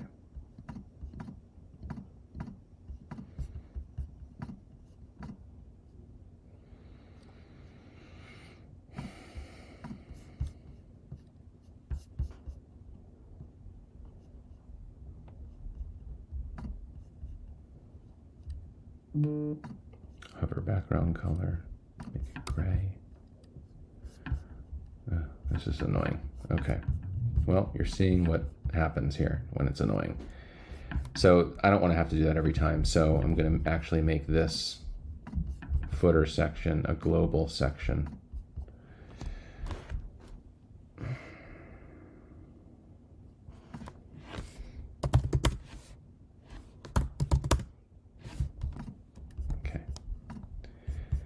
And then I'm going to go back. Gotta go on the landing page now. I'm gonna delete this. And I'm gonna add a section, global footer. Put that there, boom. Save.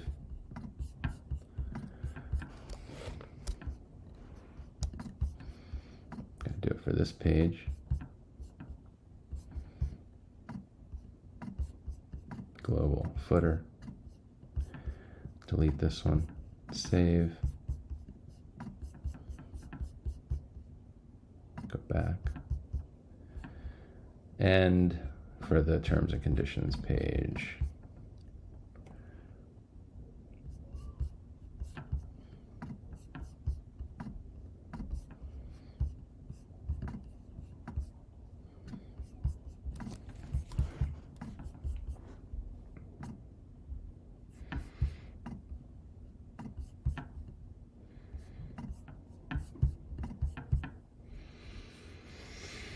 All right. So here's the, oh, I never did it for this. Never did the header for this. So header, black, save. All right.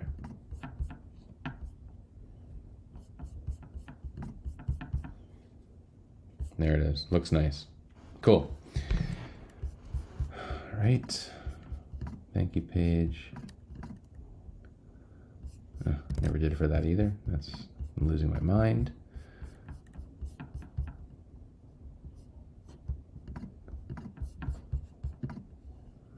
Black.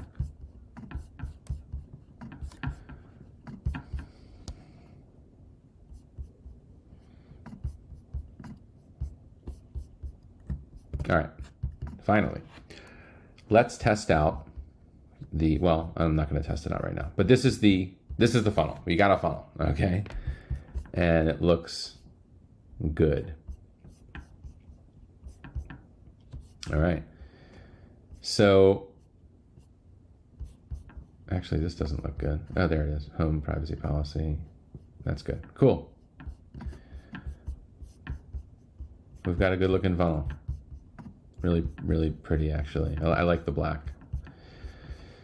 Okay. So now we just have to build the Facebook ads and send traffic to this landing page and get our client leads for decks.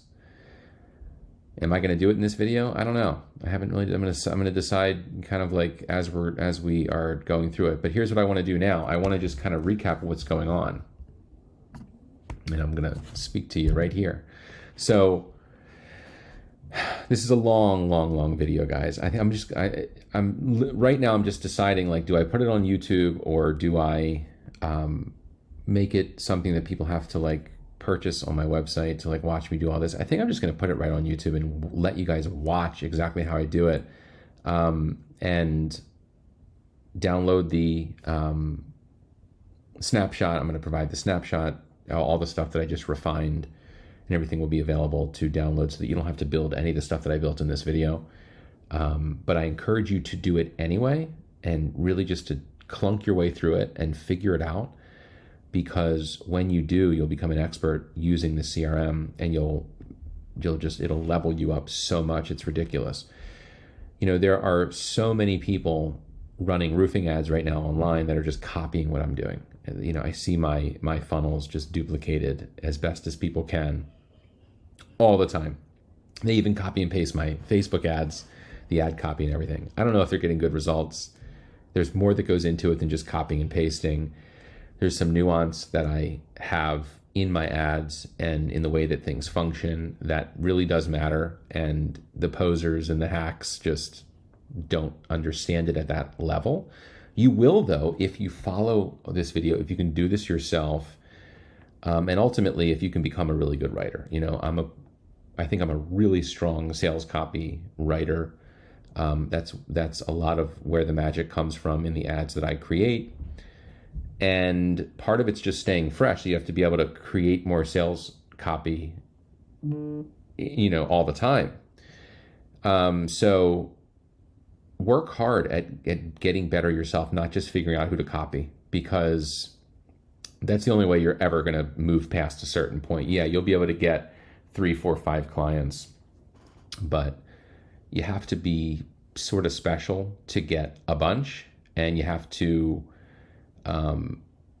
really be a leader in what you're doing and not just a follower, not just copying everybody. So if you've seen the roofing ads where, you know, you see some really good sales copy and it says like, I know such an, you know, starting at, you know, blah, blah, blah for a roof. I wrote all of that. Okay. Those are my ads, and people are copying them all the time.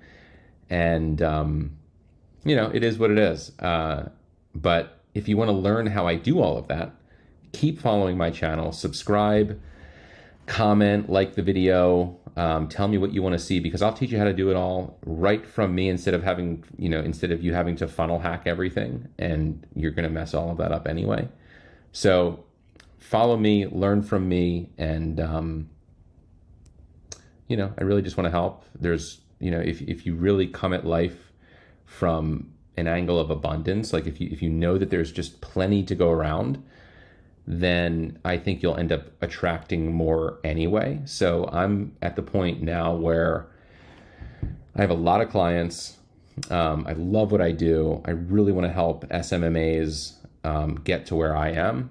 I want to help people do better work for their clients so that we don't have a bunch of losers doing horrible work for contractors and then giving all of us a bad name.